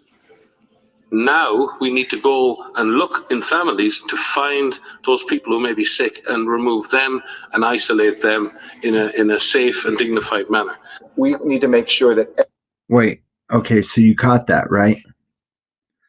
I'm going to bring that back just a few seconds. We're at 9 minutes. We're going to roll it back just a few seconds and replay that whole little section from this gentleman. Due to lockdown, most of the transmission that's actually happening in many countries now is happening in the household, at family level. In some senses, transmission has been taken off the streets and pushed back into family units. And so what do they want to do? Now we need to go and look in families to coming find to your those people who may home. be sick and remove them and isolate them in Okay, so they want to come door to door, and there's already been rumors about National Guard being mobilized in Texas and in Nevada to start going door to door to do home checks. I guarantee you that that's going to include testing as soon as that becomes mandatory. As soon as they start pushing for everybody getting a mandatory test, that door to door well check is going to have to do with, hey, we brought you some food, we brought you some water, and we got some swabs, and everybody in your household is going to have to be swabbed. Is that everybody in your household? Can we come in? Can we start looking? Can we look in the basement? Can we look in your garage? Can we make sure that nobody else is here? Because they've got to get swabbed as well. And family, the swabs are just as dangerous as the vaccines. I'm sorry to say it, but there's any type of likelihood where they're going to introduce a foreign object into a mucous membrane, you have the likelihood of some kind of contamination of a foreign body getting into your bloodstream. And so, again, yes, they're talking about removing people from their homes, going to homes, testing the people in the homes, and then removing them from the homes. in a safe and dignified manner. We need to make sure that everybody continues to let us know where those folks are. If you've observed recurring violations of the Safer at Home order, please continue to let us know at coronavirus.lacity.org/business violation. You know the old expression about snitches? Well, in this case, snitches get rewards. Wait a second. What the fuck did he just say? Snitches get rewards? Is that what he just said? I'm pretty sure that's what he just said. Well, in this case, snitches get rewards. Yep, We want that's to what he thank said. you for turning folks in and That's making what he sure said. we are all safe. Your ass is grass. Alright. Do you understand? And if I'm you done with this shit. so be looking out for those cops. All right, I will. Get out of our I'll be neighborhood. looking You're at those supposed to be cops. sheltered in place. Go ahead, put me on social media. You're a little pup. Quarantine Karen. And seriously, I called the cops. I can't wait. Okay. So scared. Seriously, I called the cops. Some 911 centers have seen a spike in calls from people And reporting I'm ready, others Jamie. for violating I am, executive brother. orders and guidelines on social distancing. But as 9 and 10's Bill Freilich reports, not every call is an emergency. He continues our team coronavirus coverage. 911 centers are busy taking calls, but not for the usual reasons. That even happens with small groups. Take this report of a crew working on a lawn for the second day in a row. It turned out to be a brother and sister working in the yard. What does opening up look like? Which activities have, like schools, have such benefit, can be done in a way that the risk of transmission is very low? Yeah. And which activities, like mass gatherings, may be, in a certain sense, more optional. And so until you're widely vaccinated, those may not come back at all. With nice weather and some good surf, many people left their house today to go to the beach. Here's what Sandy Beach Park looked like earlier this afternoon. Now, beach parks across the state remain closed, and while you can conduct ocean activities in the ocean and work out on a beach if you'd like, things like sunbathing can get you in trouble. And as Nikki Schenfeld finds out, some police officers aren't giving out warnings anymore. Some people are still confused about what is and what is not allowed at the beach. People are still coming out to enjoy it, and those that are having to pay a hefty price. More and more people are now getting cited for hanging out at the beach. On Maui, officers issuing citations to people laying out at Napili Bay. MPD also sharing this photo of officers getting ready to let beachgoers know they have to go. Police statewide said they spent the last week warning people of the new rules. Once your feet touch the sand, you must be exercising, walking, or running, or walking towards the ocean for an ocean activity like surfing. What's not allowed is sunbathing, setting up a towel, chair, or umbrella, reading a book, or sitting on the beach. But this was Lanikai today, and some residents say they are fed up. It's being ignored over here. All of us are staying, the most we do is walk or swim or canoe paddle or fish, and they're not doing the 6 feet separation. I think they're being very selfish, and they're putting all of our lives at stake. KPD tells me they issued 3 citations on Friday to people who were sunbathing and hanging out at the beach. Fines for violating the stay-at-home order are up to $5,000. Up to $5,000 Anyone or cited a for year in violating jail. the stay-at-home order will also have to appear in court and explain to a judge their reasoning for being out during an emergency proclamation. I just want to be clear that my reasoning for any judge that would ask me that question is because I can, bitch. All right? You don't tell me when I can and can't go outside of my house. That's something that you have a right to do, and that you shouldn't be allowing people to take that right from you. You have a right to go out of your house. You have a right to walk to the park. You have a right to sit down in the park and read a damn book. You have a right to go out and breathe the fresh air outside. That is a basic human right that we should not be hindered or kept from stopped from doing the most basic simple activity of walking to an open area and relaxing with your family or with your friends, doing whatever the hell you want. And so when you're faced with that question, because I can do what I want, because I am a free and a sovereign human being, and I can do what I want. I don't need your permission. I don't need the president's permission. I don't need the governor's permission. I can do what I want. California is granting early release to 3,500 inmates in an effort to reduce crowding. Fines for violating the stay-at-home order are up to $5,000 or 1 year in jail.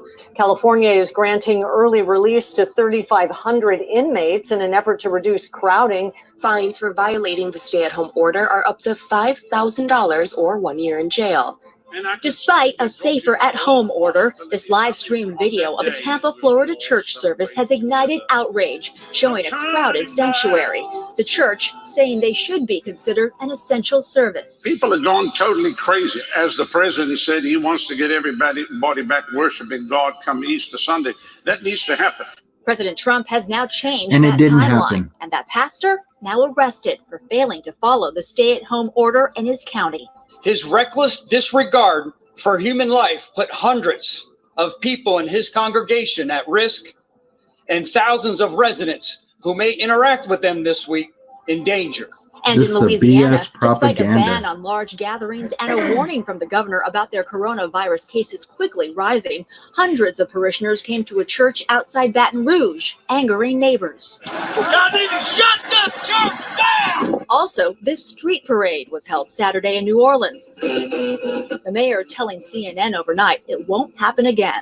Our musician community, our cultural bearers have stepped up and said, hey, no more in the city of New Orleans. This is very serious here, and our people are dying. Pro-life advocates are fighting back after being cited by police for prayerfully gathering outside abortion mills in Michigan and North Carolina, saying shelter-in-place laws don't apply to them.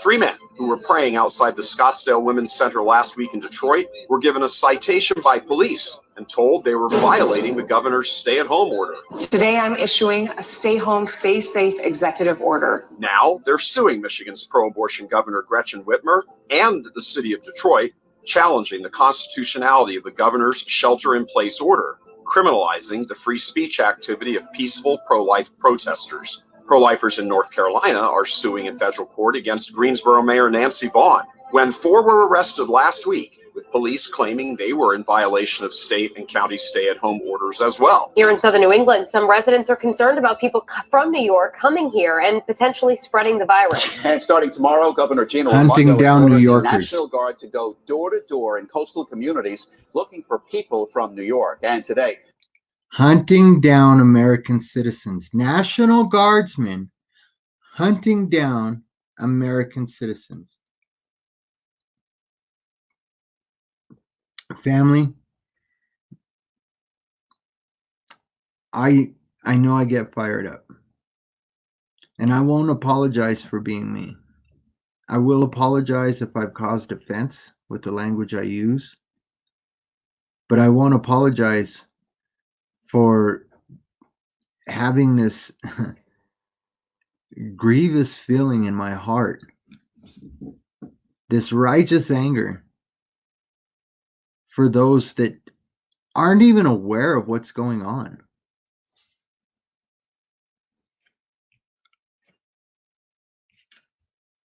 state troopers began pulling drivers over if they have New York license plates. Eyewitness News reporter Rob Nesbitt spoke with one of those drivers. He's here now with the new details. A mandatory checkpoint has been set up here on Interstate 95 in Hopkinton, where all drivers from New York are required to stop and register themselves with the National Guard. And this isn't just happening. This isn't just happening in New York, but this is also happening in. There's checkpoints all over Texas. Definitely some that have been video documented between Louisiana and Texas, and so this is happening all over the place, family. This isn't just in New York. They plan on staying in Rhode Island. As you drive into Rhode Island from Connecticut on Interstate 95, you'll read this traffic sign telling New Yorkers to stop. I'm like, oh boy, here we go. Tara Copey drove up from Staten Island to pick up a new puppy for her family. She was given a packet by the National Guard That 14-day rule. saying that New Yorkers are required to quarantine for 14 days if they plan on staying in the Ocean State. Last week, Governor Greg Abbott executive order went into effect, which required folks traveling into Texas by road from Louisiana to self-quarantine. However, the Today is the first day that troopers are actually stopping drivers and forcing them to fill out paperwork indicating where they are heading to. Drivers I spoke with said it's been a headache dealing with these changes, but they understand. I think it's great that they're trying to protect Texans. Since I am a Texan, I'm coming back home. So I think it's great that they're testing and you'll know for sure. Troopers are allowing those with commercial traffic in semi-trucks to bypass this checkpoint. Failure to comply with this order could result in jail time. California is granting early release to 3,500 inmates in an effort to reduce crowding.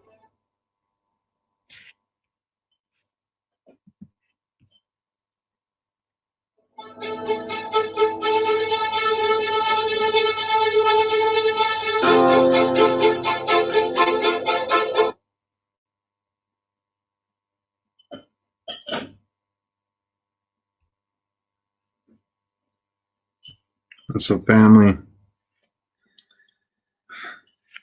needless to say, there's a much larger agenda at hand by very patient men who have taken the time to methodically implement a plan that a lot of these details we see have been revealed over the past few decades.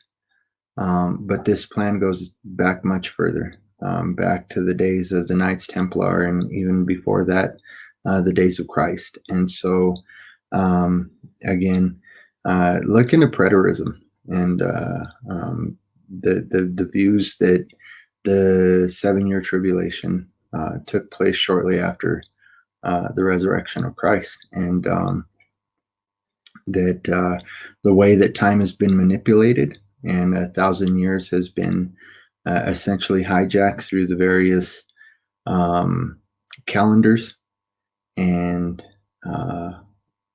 again, there's a possibility, and even through some of my research, I'd go as far as saying a likelihood that we're towards the end of the millennial reign, and that the beast has been loosed to deceive the masses. And so let's keep moving forward, family. I want to continue talking about this agenda and the way that it's being played out. And so, we can see that over the past few weeks, we've seen this whole theatrics play out with Dr. Fauci and Dr. Birx, the president's top advisors. And they're frauds, family. They're frauds. Dr. Shiva, I believe is his name. Let me see here. I've got it in my notes here.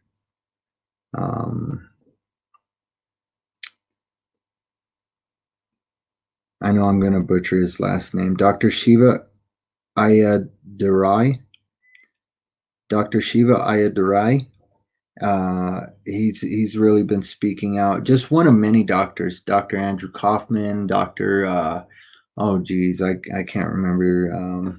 Let me see. I posted. This is one of the viral videos that I posted that was removed within 24 hours, and this is the one that had almost 3,000 views. It's Dr. Thomas Cowan and the truth about virus and frequencies. And so I'll see if I can work that video in somehow again. But again, I don't want to try and push it until I get a backup channel made. And so, but many doctors are speaking out, and we just have to realize that we can take the reins. We can take control of our own health. But these people that have been in the driver's seat, so to speak, with the Trump administration, Birx and let me get back to my place in my notes.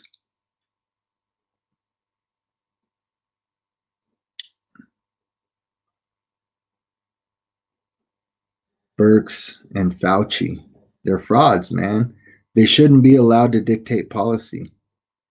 They've convinced the president to make some bad decisions. And I've got my take on I don't want to put it all on Birx and Fauci. I think that Trump is a very, very smart man. He's got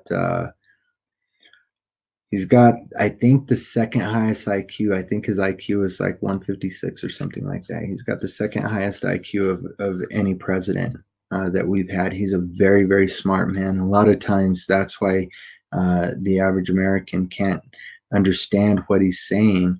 They think that he's dumb and that he's stupid and that he's just, just talking the way that he talks just to get a rise out of people. No, this dude is smart and he's speaking in code. And so you got to understand as well that while he may be, I don't want to judge anybody wrongfully and say that he is the Antichrist or Satan incarnate, because this man has a family and he's a very smart man, and he's a man that's been in power in powerful places, and that he's been allowed, or even I'll go as far as saying he's been placed in this position of president because he knows the art of the deal.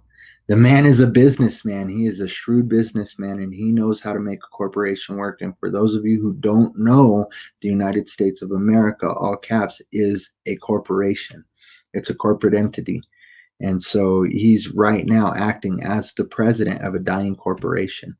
And he's doing what he needs to do to try and salvage what can be salvaged of it, all while dealing with the people that are really in control on the global stage, right?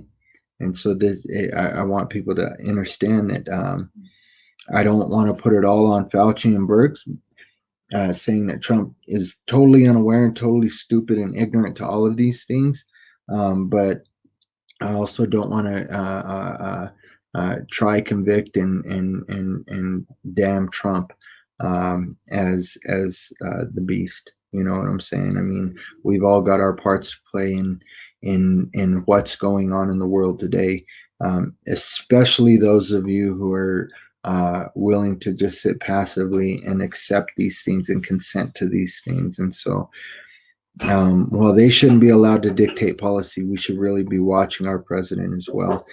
They convinced the president to make these bad decisions. I think Trump has made many bad decisions as well, based on faulty science, right?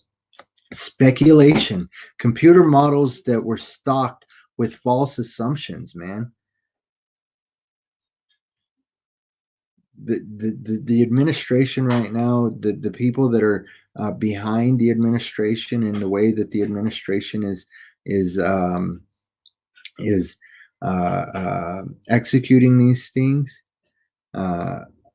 they're up to their necks in conflicts of interest, right? And these conflicts of interest are being made known to the public. Like, the public knows these things already. Think about it. Think about the conflicts of interest with the Bill and Melinda Gates Foundation. All of the global partners that are pushing these mandatory vaccines, that are pushing a global ID system, the system that's going to be used for tracking individual human beings, individual Americans, and individual humans all over the world.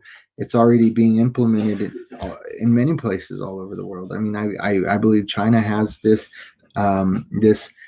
state perfected, right?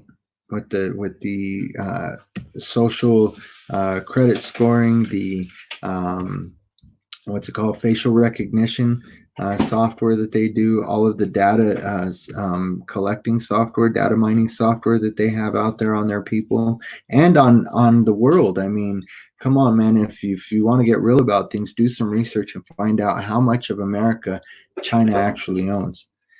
The United States has been sold out, family, and China owns a much larger portion of American land than you would think, and American corporations. And so be aware of these things. You know, any politicians to tell any small business that they're non-essential, based on the advice of these two Gates-funded pseudoscientists, quack doctors, is tantamount to the Central Committee of the USSR telling kulaks to get off their land and go work in a factory. So Stalin, all right. So we know this thing about Stalin. I've seen it going around. It's the lesson of the plucked chicken. Thank you, Randy Drum, for sending me this. I've seen it. I actually posted a meme that had a portion of this, and so this is the lesson of the plucked chicken. During those final days of the collapsing Marxist experiment in the Soviet Union, Soviet novelist Chingiz Aytmatov retold the following story, which has been paraphrased here. On one occasion, so it was narrated, Stalin called for a live chicken and proceeded to use it to make an unforgettable point before some of his henchmen. Forcefully clutching the chicken in one hand, with the other he began systematically to pluck out its feathers. As the chicken struggled in vain to escape, he continued with a painful denuding until the bird was completely stripped. Now you watch, Stalin said as he placed the chicken on the floor and walked away with some breadcrumbs in his hand. Incredibly, the fear-crazed chicken hobbled toward him and clung to the legs of his trousers. Stalin threw a handful of grain to the bird and it began to follow him around the room. He turned to his dumbfounded colleagues and said quietly, This is the way to rule people. Did you see how that chicken followed me for food? Even though I had caused it such torture, people are like that chicken. If you inflict inordinate pain on them, they will follow you for food the rest of their lives. And so we have to really understand, under Stalin, the Soviet state couldn't control gulags working on their land, so they expropriated it.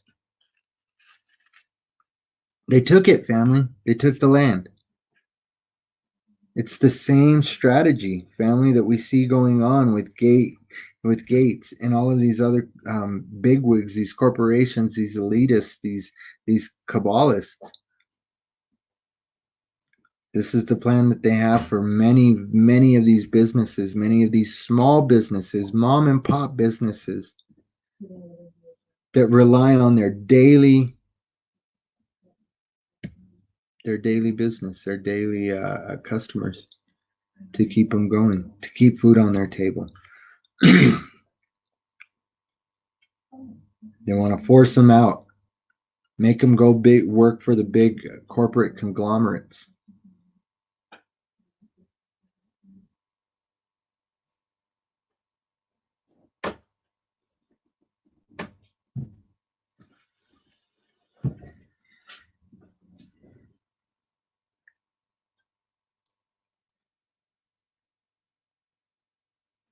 They want to force people to work for Amazon, for Walmart, the mega corporations that are actually thriving and profiting, mad profiting off of this whole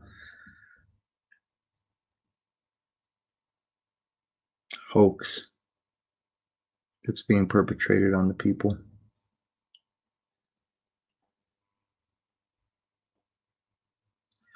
I'm sorry, not sorry. This isn't the Soviet Union.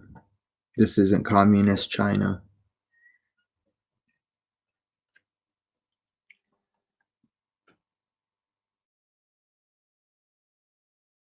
I'm happy.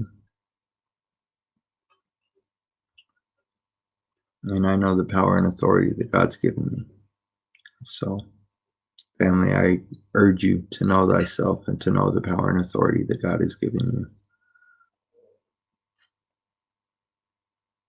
So left to its own devices, the state, the government, is always going to gravitate towards the accumulation of power. Every time, man, every time. Think about it. Once the state has claimed the right to exercise power over a certain area or aspect of your life, it rarely gives it back. You rarely see that freedom back. Governors have claimed the power to tell us what we can and can't do, when we can and can't gather to worship, when we can and can't go to church, when we can and can't go to work, family. Execute our livelihoods to provide for our families. The government is telling us when we can and cannot do that. And what blows my freaking mind, man, this is what gets me so fired up. And many of you know I'm passionate. I'm not perfect. I'm never going to bullshit you. I'm never going to give you some inauthentic version of myself, some cardboard image, I'm just not going to do it, family. And so I will get fired up about this shit. It blows my mind that people are good with this. Are you good with this, family? Are you good with this shit?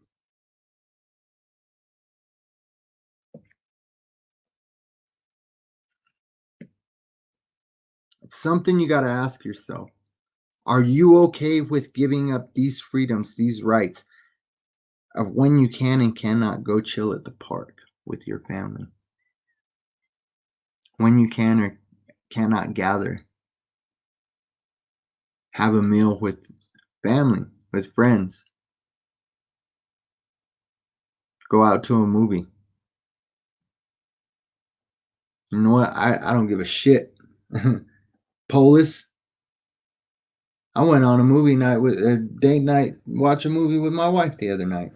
Granted, we didn't get through the whole movie because the freaking Nazi environment that we live in. There was a car parked behind us with its brights on us, pulled around, pulled in front of us, got on their phone, pulled back around, like directly across the street, facing in the opposite direction of us, and parked there on their phone, like watching us. Turned back around and pulled behind us again, parked there for a second, and then pulled back in front of us again. I only assumed that they were trying to call it. And honestly, I won't shy away from or back down from that kind of conflict. I know my rights. And I know what authority I have over the public servants that operate off of my dollar, my wife's tax dollars. And we won't be forced into our homes. I mainly did it to avoid conflict on a night that I was enjoying with my wife. We went out, we got some takeout, we sat in the car with my tablet, and we started watching a movie. And so I will still go out to the movies. I will still go out to grab a meal with my wife. And honestly, family, there's been a lot of talk about people stepping out and going back into their businesses, opening their businesses.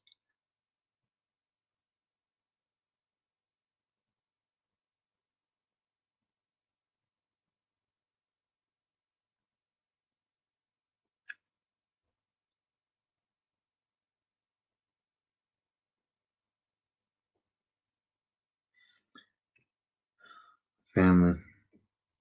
Sorry, I do want to try and keep up with as much of the chat as I can. I see you guys being active. I love it. Continue to be active. We just have to realize what kind of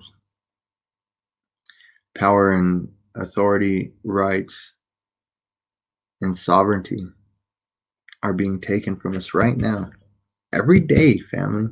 Every day. I wanted to post so bad when I had that strike and when I was banned, and I was posting a whole bunch of stuff on Facebook. And so again, if you're not linked up with me on Facebook, you can go add me, follow me.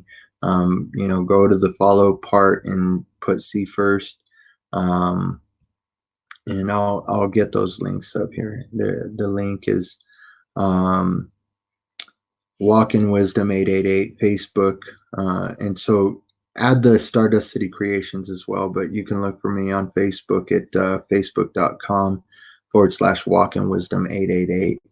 And so on that jewelry page, Stardust City Creations, we've got a bunch of beautiful jewelry that's not just beautiful jewelry, but it's very helpful metaphysical tools as well. We use semi-precious gemstones and all different types of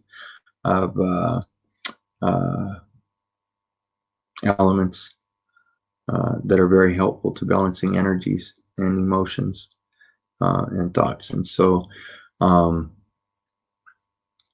yeah, I wanted to post so bad, wasn't able to post, and every day things are slipping, family. And you see people waking up every day to the fact that they're losing more and more of their rights. You know, the arbitrary exercise of raw state power is breathtakingly evident, family. No matter where you look, turn your head. Anywhere you look in this current situation, but nobody is able to discern it. Come on, family. Are you serious? When I step outside and go to the store with my wife, the energy, you can feel the heavy energy and the looks you get when you're out at a store without a mask, without gloves. If I cough into the fold of my elbow, hey, for those of you in that Nazi state, Polis said I could. Polis said so. He said it's okay if you need to sneeze or cough. Fold of your elbow. So don't call me, report me, red flag me because I coughed into my elbow. Family, the masks are dangerous. Do the research on hypoxia and that can be caused from these masks. I've got that on Facebook. I've got a ton of gems on Facebook. It comes in the forms of very long posts down to a meme or a picture that you can just look at and gather what's going on. And so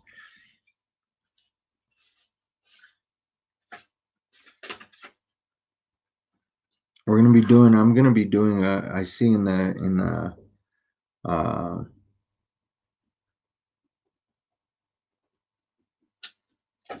talking about cosmic, there's some cosmic talk going on there. And so I'm going to do a show on the cosmic event that's coming later on in the year, and some things that have already happened that have ushered in this age of deception, and really it's an age of knowing, and they're trying to keep you deceived. And so we've got to look at don't look at the negative side of this dualistic realm and what's happening here. We have to be aware of it. That way we know what's truth and what's the lie. And so we're going to look at some very telling things with some cosmic alignments and reasons why this is really a prime time for those that are empowered to try and insert a new system of control, or to solidify the systems of control that have worked and shed those that haven't, implementing these new stages. And we're going to talk about these new stages regarding this article I found, this piece of paperwork that really points to, again, it was written in 2010, called the solutions, or wait, no, let me see. I want to get it right, family. And so we're going to touch on this article. It's called The Scenarios for the Future of Technology and International Development. And that international development can also be looked at as ID. So your identification as well, your international development and identification. And so just think about a high-tech version of the tattoos in the Nazi camps. Okay, so that's essentially what's going on.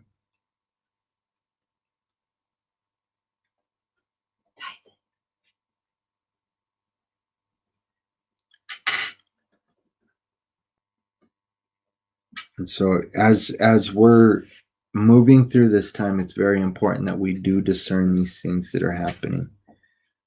We have to consider why these terms are being thrown around like non-essential, right? And what is non-essential? Why is it non-essential to buy seeds? Why is it non-essential to buy flowers and plants?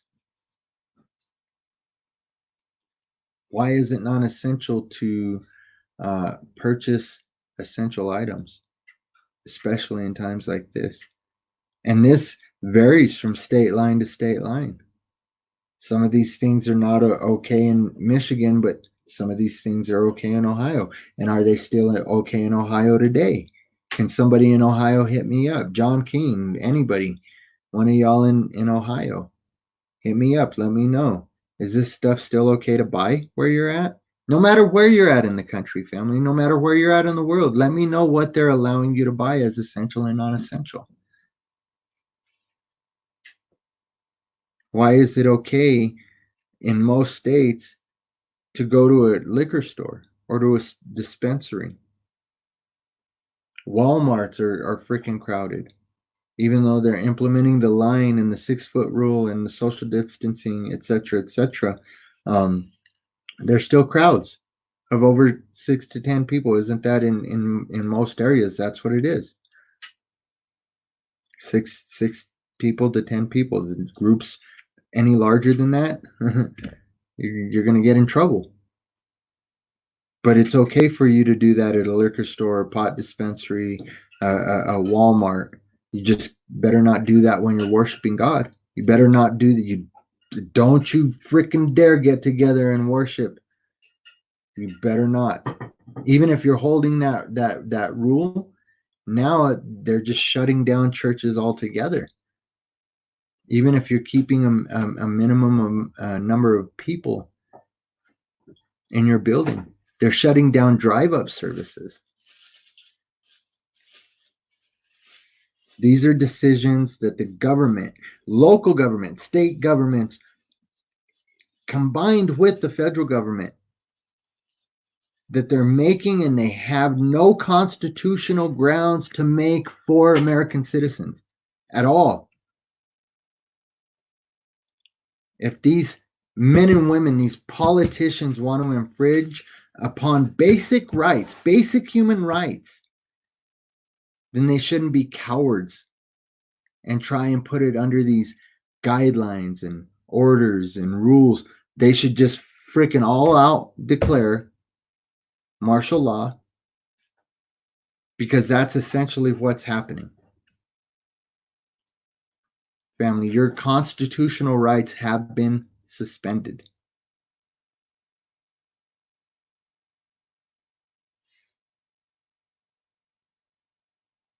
They just haven't done it formally. They don't have the balls to.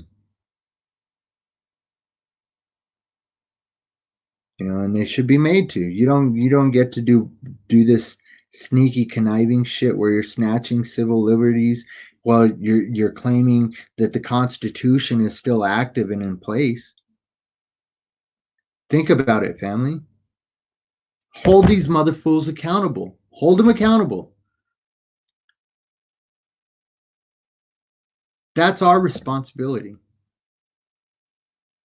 That's your responsibility. For yourself, for your children, for your children's children, for future generations to come, for our world today.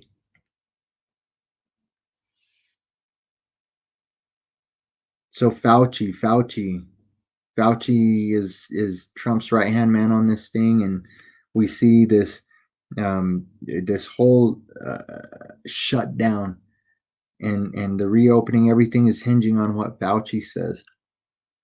Who is Fauci? Do you know who Fauci is?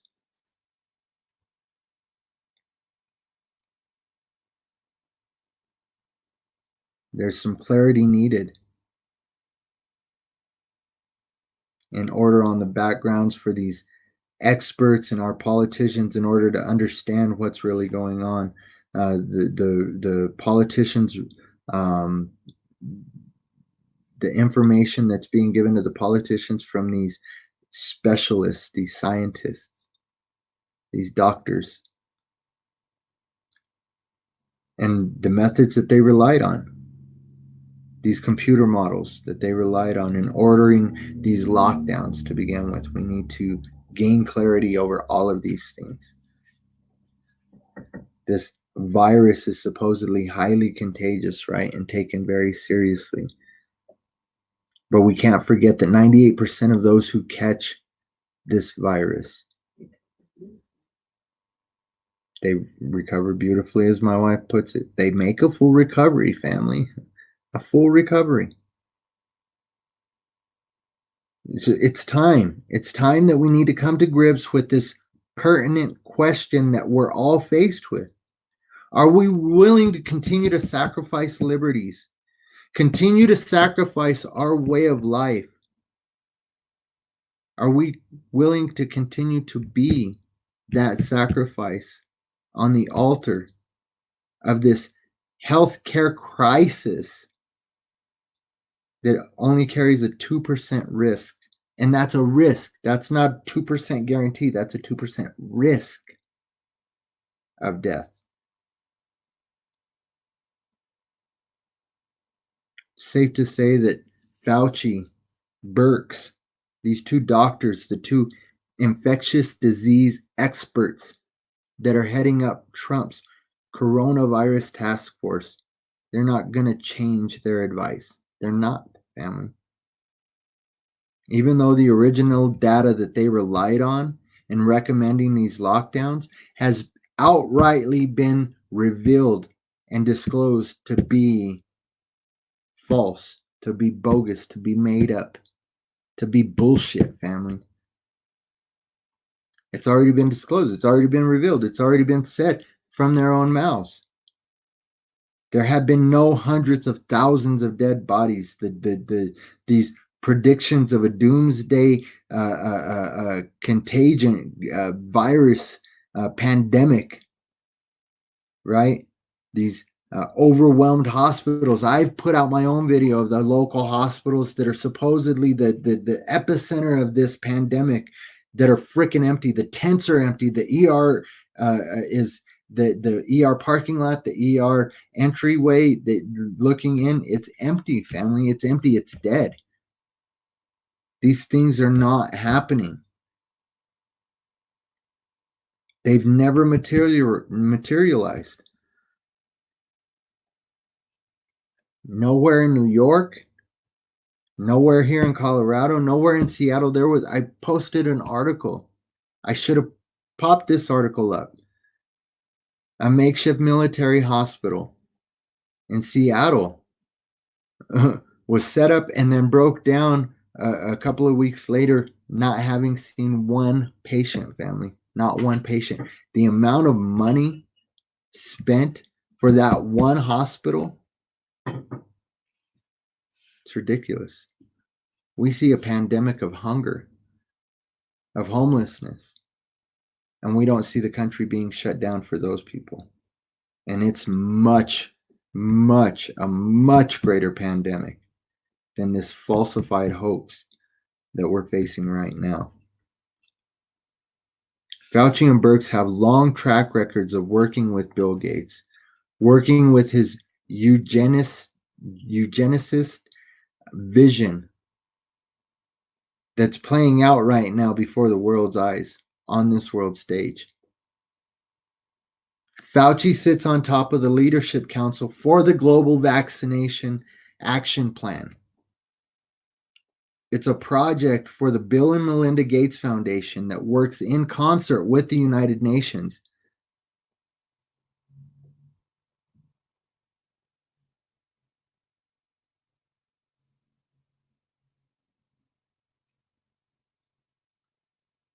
And so there's a press release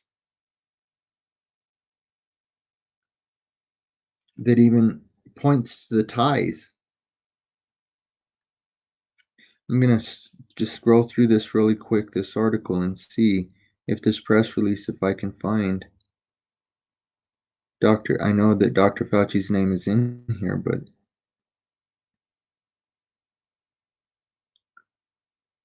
if it's under the steering committee, I believe.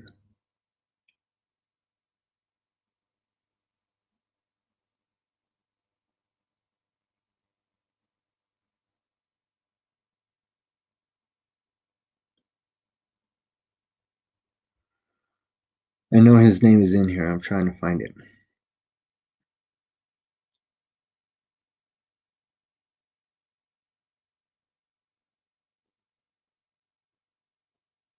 He is on the Leadership Council. Okay, so it says here, I'll read part of the article for you guys. This is, again, a press delivery from the Bill and Melinda Gates Foundation, from Bill Gates.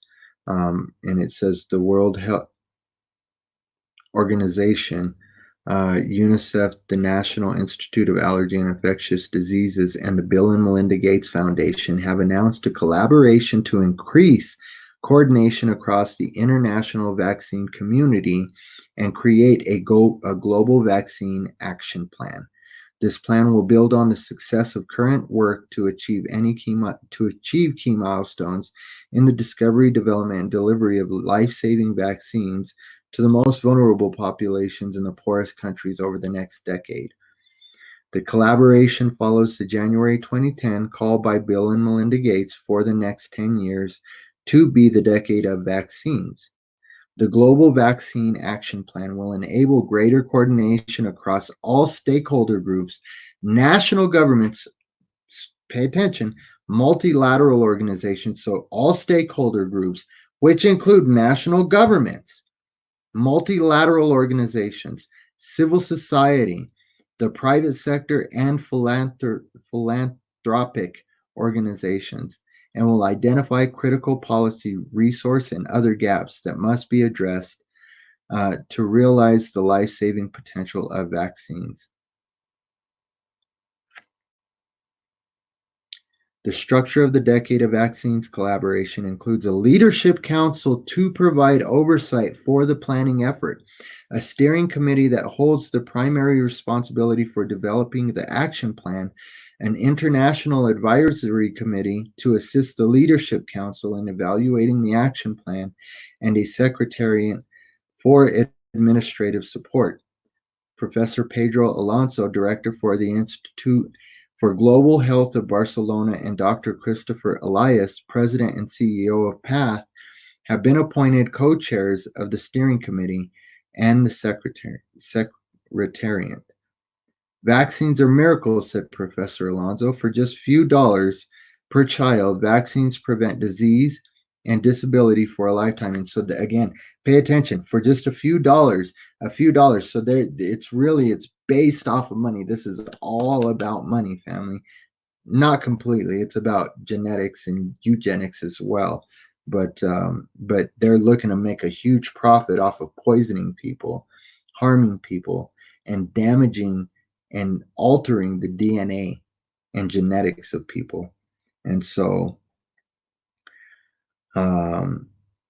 he says that we must make sure that people understand that vaccines are one of the best investments in health, which is not true. And so I'm sharing this to reveal the lies in this. I don't promote this shit. And so I just want to be clear on that. And so just to the point I was making, the Leadership Council is comprised of Dr. Margaret Chan, the Director General of the World Health Organization, Dr. Anthony S. Fauci, the Director of NIAID, part of the National Institutes of Health. And then it goes on with Mr. Anthony Lake, the Executive Director for UNICEF, Ms. Joy Fumafi, Chair of the International Advisory Committee and Executive Secretary, African Leaders Malaria Alliance, and Dr. Tachi Yamada, President of Global Health at the Bill and Melinda Gates Foundation. And so he has direct ties, family. We have to understand that. That's who this Fauci man is. The United Nations Agenda 2030. So research that, family. Agenda 21-2030, adopted in 2015, consists of 17 sustainable development goals, or AKA the Green New Deal of Cortez's, right? To be achieved by the year 2030. And so this shows you the authority, power, and reach of the United Nations over the United States of America, in the fact that this new, what is she, a congresswoman or a senator? Ocasio-Cortez, she's a senator, right? Mm-hmm. So this young, little known, very young and impressionable senator that a lot of people make fun of and think is retarded, they slip in this Green New Deal through her, and it's being executed right now via these corporate conglomerates and these institutes like the Bill and Melinda Gates Foundation, UNICEF, the UN, the CDC, and many other powerful organizations, right?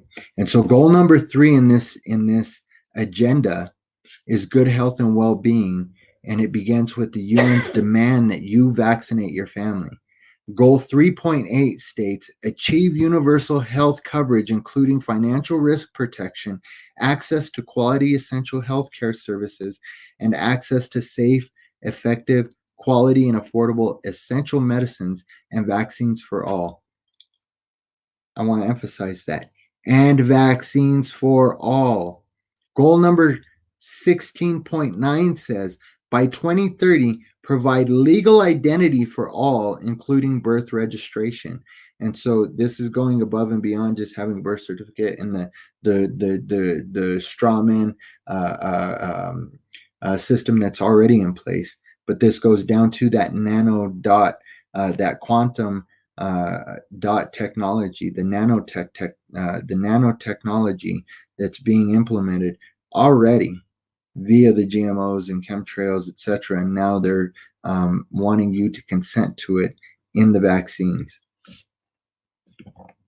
And so the UN 2030 agenda motto is repeated endlessly in its documents. And that agenda is that they will leave no one behind. How does the UN propose to leave no one behind unless the ultimate goal is to make these life-saving vaccines mandatory for everybody, for every man, woman, and child?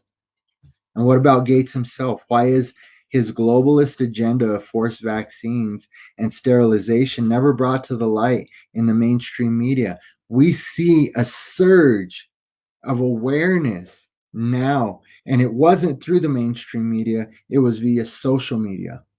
It was via citizen journalists like myself bringing these things to the public, to the masses. That's why I encourage you, family, share this. People need to be aware of this. This kind of shit needs to be made known, family.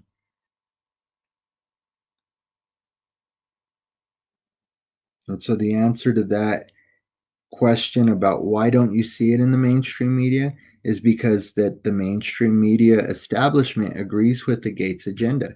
It agrees with the agenda of these elitists, family, these people that are in charge, this small club that you don't belong to. They want to hide it from the American people because they know that you're the one with the wherewithal, the guts, the desire, and the determination to stand up and stand against this kind of tyranny.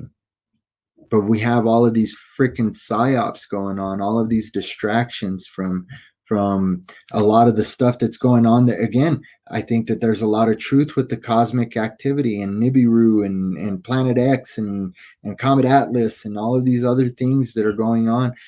But are you spinning your wheels in those things while your freedoms are being stripped? Are you spinning your wheels in the New Age spiritual movement of sitting there and love and lighting this shit away while your freedoms are being stripped and removed? Are you getting caught up in the narrative of Democrat-Republican division, the partisan narrative of politics? Even in this, stay home, the whole Nazi state, I'm going to snitch on you, I'm going to tell on you, to screw that, I'm going to do what I want, I'm going to live my life, and I'm going to stand on the freedoms I have, and I'm going to execute those freedoms. You know, Gates has poured billions of dollars into furthering access to abortion, and his vaccine projects have left thousands of women sterile throughout Africa, in Kenya, in India. His polio vaccines have caused mass instances of paralysis in Afghanistan, Congo, and the Philippines, and these things have been documented, family. I'll put up a link to the Gates globalist vaccine agenda, a win-win for pharma and mandatory vaccination. I'll put up that link because there is a whole trail of death and serious injury that's been documented. Robert F. Kennedy Jr. has been speaking out about these things for years. It's his daughter just happened to be exposing these things, and when she was mysteriously killed in a car accident. I believe that was the incident. I'd have to fact check that. Don't quote me on that, family.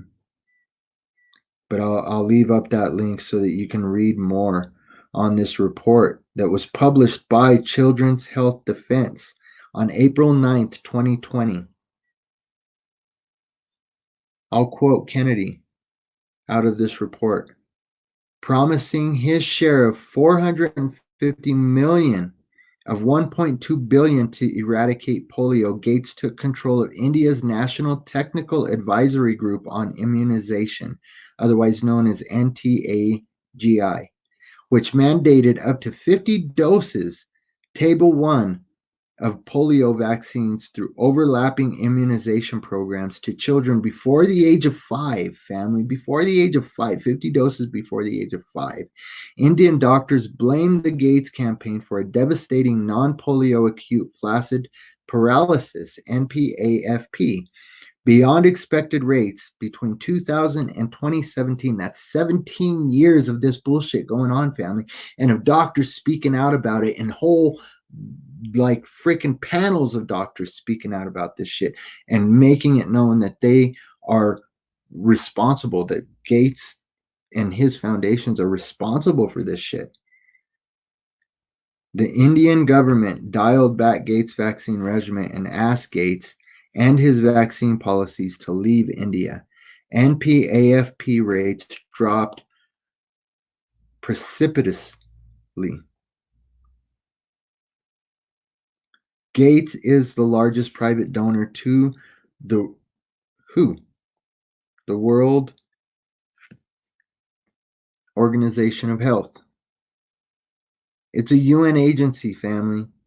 A UN agency that President Trump has even said is extremely China-centric and covers China's communist dictators whenever such a cover is needed, because, family, a lot of experiments are going on in these countries, in our very own country. And so really what we got to look at is China is the future that they want. That is the model for success in the eyes of the World Health Organization. They never see them as a problem or as a villain that needs to be dealt with. Think about this. It deliberately gave out false information about this virus and this outbreak. I think that many of the world's governments are guilty of that, including our own.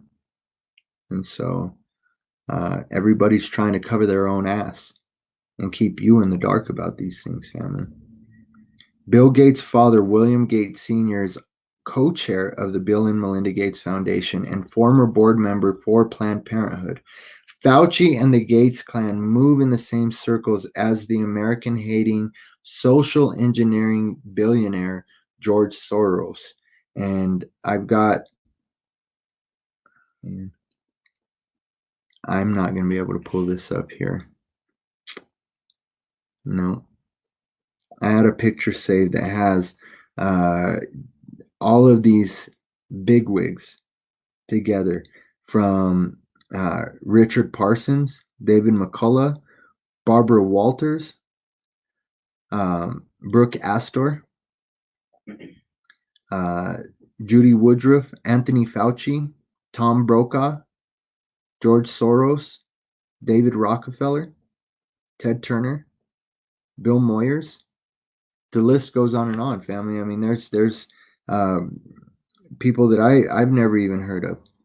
Manfella Ramfali.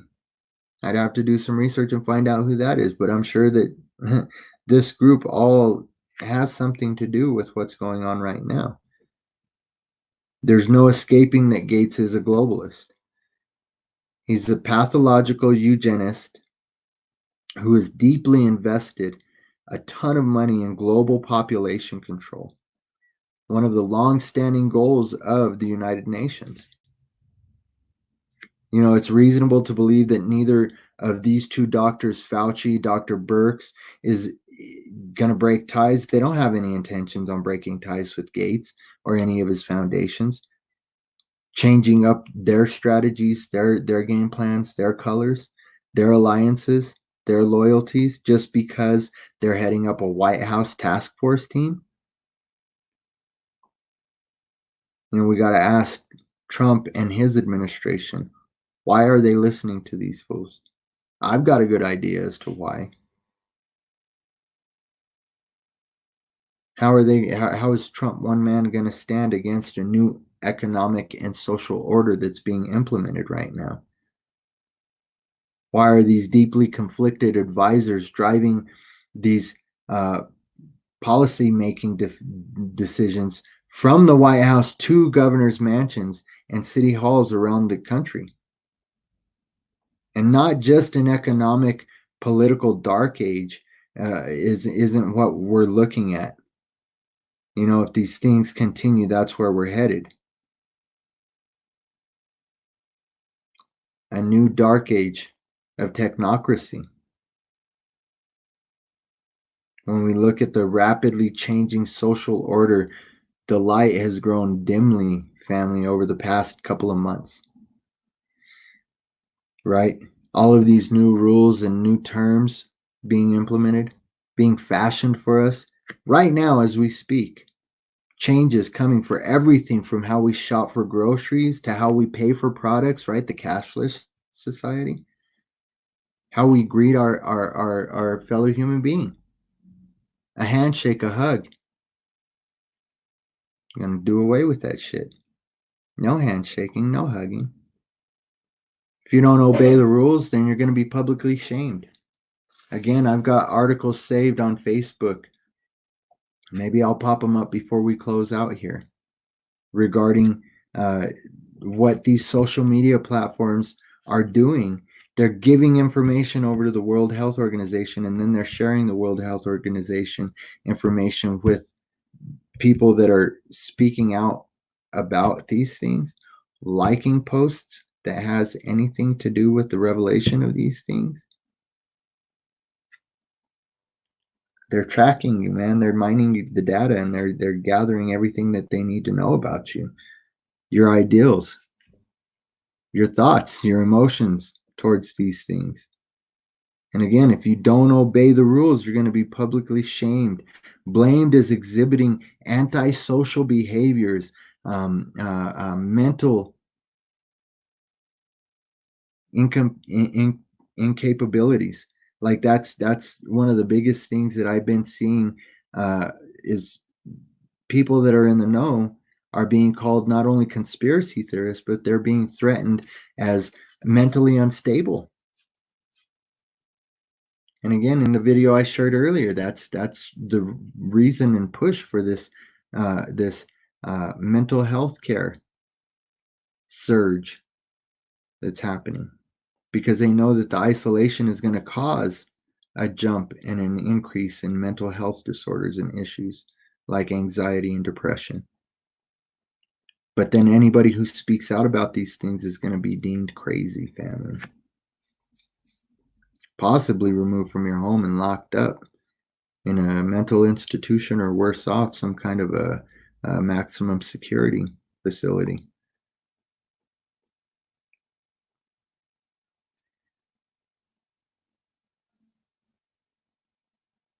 You know, you're deemed and blamed as exhibiting these antisocial behaviors that are detrimental to the common good. You're going to be demonized, maybe even burned at the stake. I've had that's that video I was speaking about earlier, where the sister was sharing in her small town. She feels like the only conscious organic being, like everybody else is robots, and very worried about being burned at the stake. And it's just freaking it's nuts, man. It's crazy. The way we do life is never going to return to what we deemed as normal. It never will, family. I know that's what many are striving for right now by standing up and speaking out, but we've already hit that point of no return. I hate to be the one to tell you, family, but it's too little too late. Right now is the time to stand up and not let it go any further, because every day that you let it continue, it's just getting worse and worse, and it's things that we're going to have to fight to get back. And so, understand that it's never going back to normal. And if the current administration don't take back the reins from these loose cannons that call themselves doctors, that people refer to as doctors, who obviously have been proven to be aligned with the vision of the United Nations, Bill Gates and a host of other creepy, powerful corporate entities and individuals as well. You got organizations like the Rockefeller Foundation, the World Economic Forum,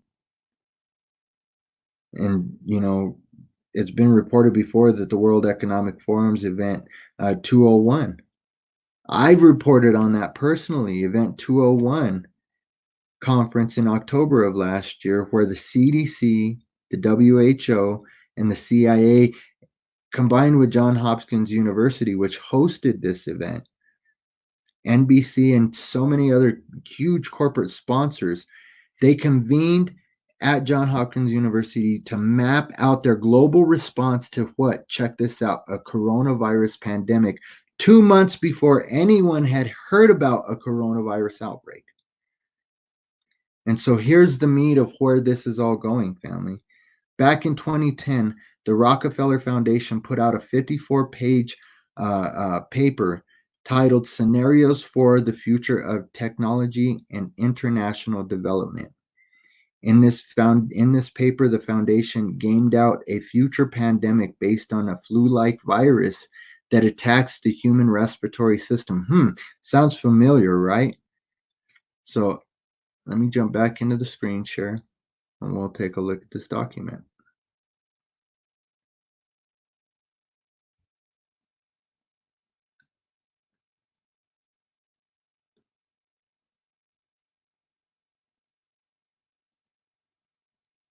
And those are more articles about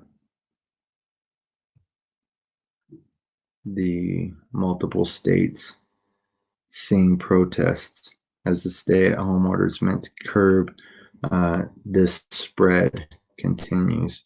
And so there's a lot of economic ramifications. There's a lot of things that we got to look at with this. But let me see. And so this is available as a download, as a PDF, and I'll put the link up in the video descriptions on Facebook and on YouTube. But we're going to take a look at some very interesting things regarding this article. And so again, it's called Scenarios for the Future of Technology and International Development, headed up by Global Business Network and the, you got it, Rockefeller Foundation.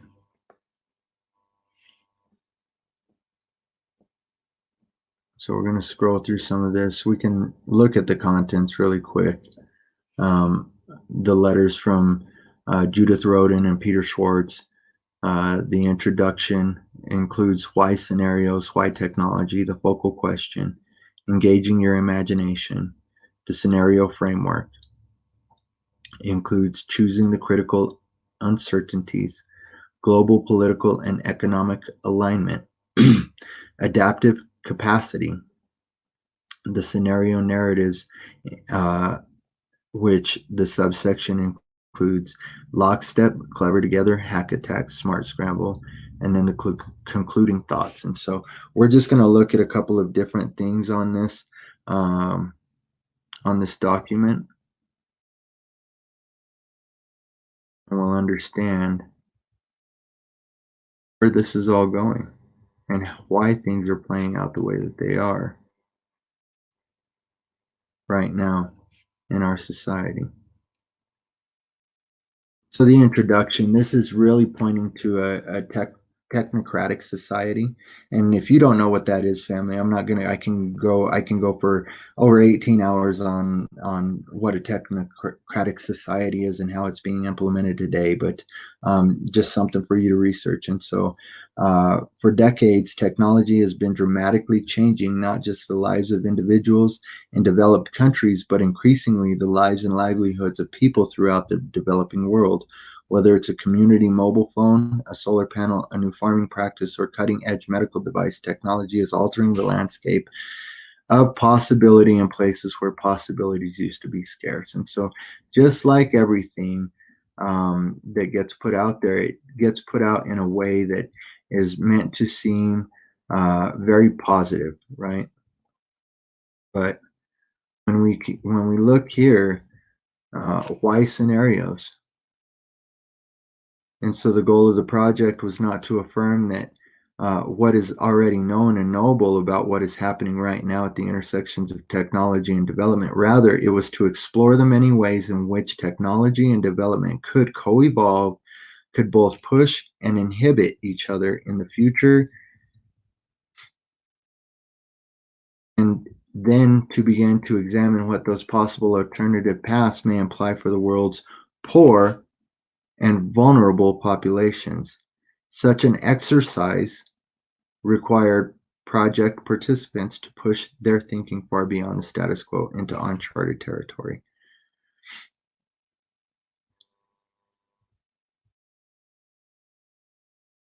And so they're putting forth these scenarios to really guide the way that these things can be implemented, not so much as to explore them as to guide them. And so why technology? Technology was chosen as a focal point of this project because of its potentially transformative role, both in a positive and negative way, in addressing a wide range of development challenges from, guess what? Climate change, healthcare, and agriculture to housing, transportation, and education. And so each one of those situations has its own whole like group of scenarios that come along with them and how they're being manipulated right now. The climate change, we see the manipulation of the ionosphere, the cloud seeding that's going on, healthcare, all of these things with vaccines and mandated healthcare that are being implemented right now. Agriculture, we touched on earlier in the show, how farms are being forced to shut down, encouraged to sell their herds, destroy their crops, and to dump their produce and milk and meat that's already been produced through these through the food production system that we have. It's all being dumped. It's all being wasted when there's already a food shortage. And family, it's not a food shortage. That's what I want y'all to understand, is that it's not a food shortage. We have the food, but farmers are being encouraged to dump it, throw it away, throw it out. And so even housing, we see the way that housing is being manipulated, that you are going to be, they're looking for the authority to be able to come into your home and remove you and dictate what kind of an environment you live in. Oh, I'm sorry. And what, where you live, what kind of, you put you in a safe and respectable facility until you heal, right? That's freaking dignified, in a dignified manner. Yeah, in a dignified location, in a dignified manner. And so that's the housing, the transportation. We've already got cars that run on magnetic strips, self-driving cars. And so that's to take away your sovereignty of where you can decide to travel. If you can't control the car, or even if it's self-driving, like in the movie iRobot, to where the car can be taken over by a computer system and driven to where point A to point B, that's it. You're going where we tell you you're going. Education system, we already see the way that the education system is being manipulated to where children are being forced to be schooled in their homes, but still being forced to take on the public education system's indoctrination programs like Common Core and whatever other crap they're pushing in the public schools nowadays. Oh, well, I guess Common Core has been removed in a lot of the school systems, but you get the gist of what I'm saying. They're taking over the education of your children and putting you in charge of indoctrinating them with their propaganda. And so, yeah, well, there is little doubt that technology will continue to be a driver of change across the developing world in the future. The precise trajectory along which technological innovation will travel is highly uncertain. And so, this, make no mistake about it, it does have to do a lot to do with technology. Technocracy, family, look it up.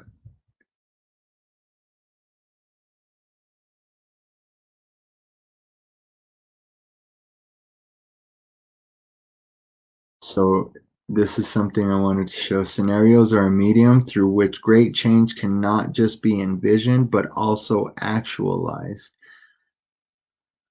The more closely you read them, the more likely it becomes that you will recognize their important but less obvious implications to you, your work, and your community. And so here's the thing, family. This is not just a scenario that was visualized. This is just like Event 201. It's an exercise that's being implemented right now as we speak. So the scenario framework, the Rockefeller Foundation and GBN began the scenario process by surfacing a host of driving forces that would affect the future of technology and international development. These forces were generated through both secondary research and in-depth interviews with foundation staff, foundation grantees, and external experts.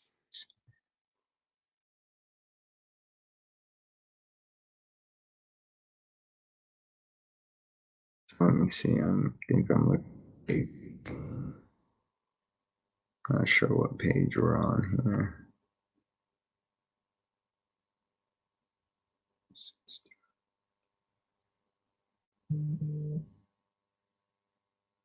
So we'll look at the scenario narratives.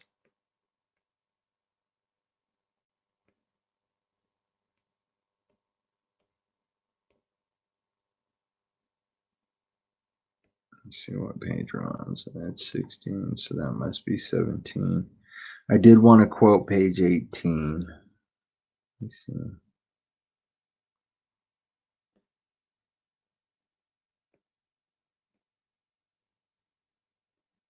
Okay, so that is page 18. We are going to read page 17 as well, family. The scenario narratives. The scenarios that follow are not meant to be exhaustive. Rather, they are designed to be both plausible and provocative to engage your imagination while also raising new questions for you about what that future might look and feel like. Okay, so you got that?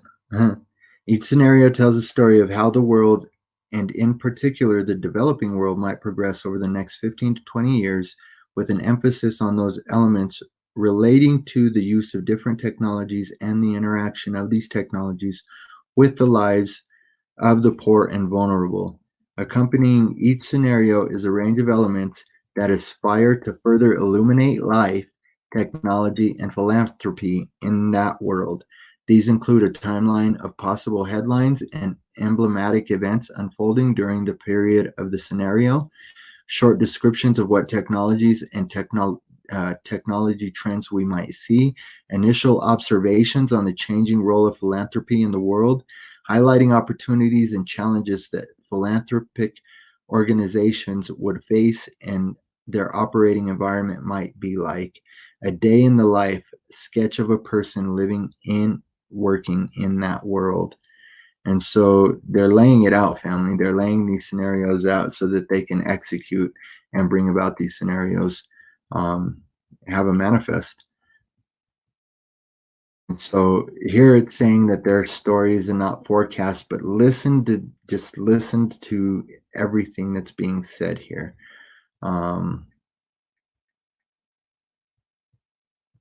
So one of the scenario narratives is what I wanted to speak on and quote, and it's lockstep.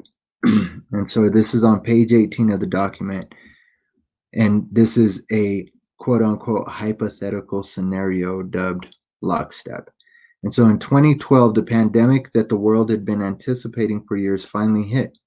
Unlike 2009's H1N1, this new influenza strain originating from wild geese was extremely virulent and deadly. Even the most pandemic-prepared nations were quickly overwhelmed when the virus streaked around the world, infecting nearly 20% of the global population and killing 8 million in just 7 months, the majority of them healthy young adults. The pandemic also had a deadly effect on economies. International mobility of both people and goods screeched to a halt, debilitating industries like tourism and breaking global supply chains. Even locally normally bustling shops and office buildings sat empty for months, devoid of both employees and customers. And so that sounds an awful lot like what's going on today, correct? And so this pandemic goes on to say blanketed the planet, though disproportionate numbers died in Africa, Southeast Asia, and Central America, where the virus spread like wildfire in the absence of official containment protocols. The United States' initial policy of strongly discouraging citizens from flying proved deadly in its leniency, accelerating the spread of the virus. Not just within the U.S., but across borders. However, a few countries did fare better, China in particular. And so in the U.S., containment was a challenge. The Rockefeller paper continues on because the U.S. didn't follow the lead of China in implementing these mandatory lockdowns, right?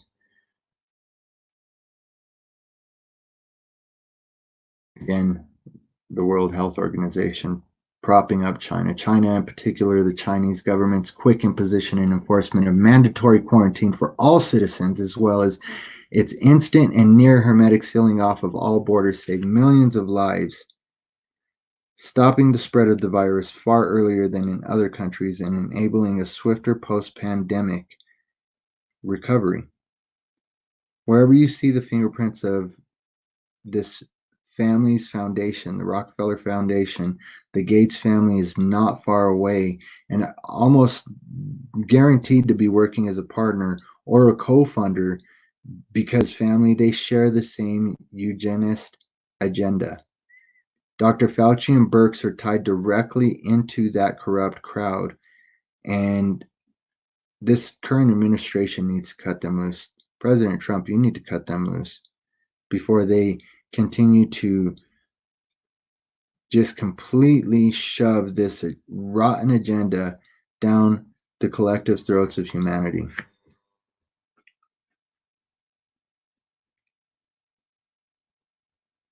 A gentleman named Michael Matt is quoted as saying, "This involves international intrigue. The World Health Organization, George Soros, Bill Gates, the Trump phenomenon, and the Vatican's globalist Pope Francis.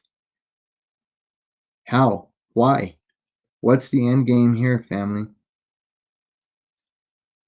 We know what the end game is. It doesn't have anything to do with keeping citizens alive, keeping them healthy. It has everything to do with replacing American power in the world with something more centralized, something that's able to have more control over the masses of the world, something that many of us have come to know as a new world order. We're literally staring at the dawning of a new technocratic era that's been sitting on the UN shelves for several decades, family, just waiting for a triggering event so it can be implemented.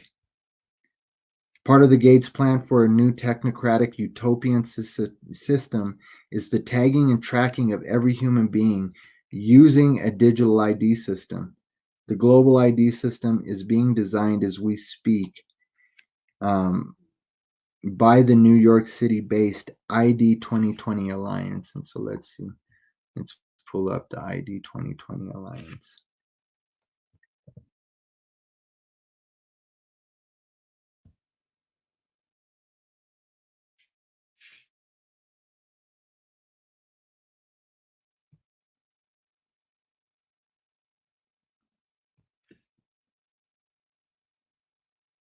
So I'll drop a link for this as well, so you can do your own research regarding what they want to do for digitally tagging you, family.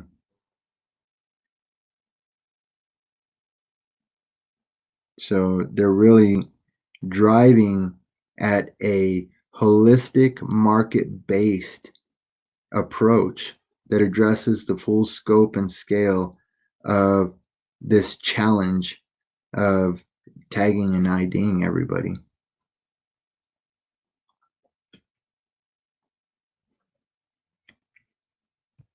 Let's see, I think this is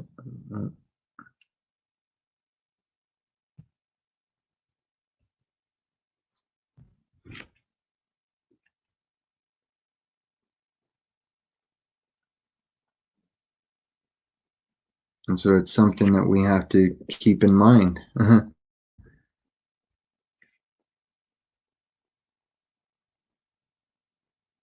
Gates Microsoft Corporation became one of the founding partners of this organization in January 2018.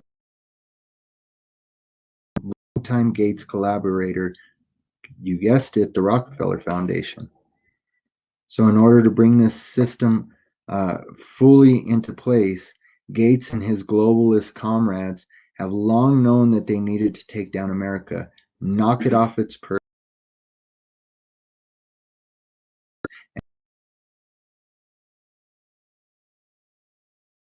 So we really have to consider how the world government is moving into a sanitized dictatorship, and it's being used to transform our world and destroy any type of revolution or uprising that might come, whether it be through the Trump administration and the White Hats and what I consider to be a psyop with the Q movement, or through the people. They want to destroy any type of uprising or revolution.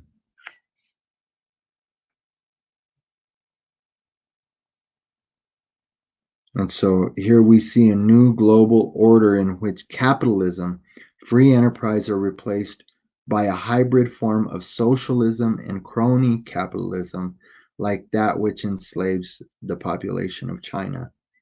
So in technocracy, corrupt scientists like Fauci and Birx, and data mining bureaucrats like the many that fund the government today, that line the pockets of our senators and our governors, our elected politicians, the bureaucrats that they literally call the shots and have our politicians do the bidding for them, right?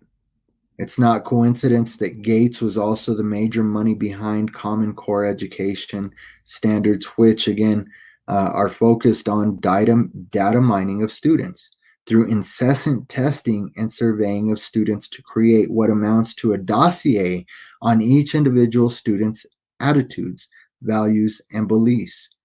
This is private information that education bureaucrats have no business getting their hands on, any more than healthcare bureaucrats should be shopping out your private healthcare data, your own private health data. They shouldn't have access to it.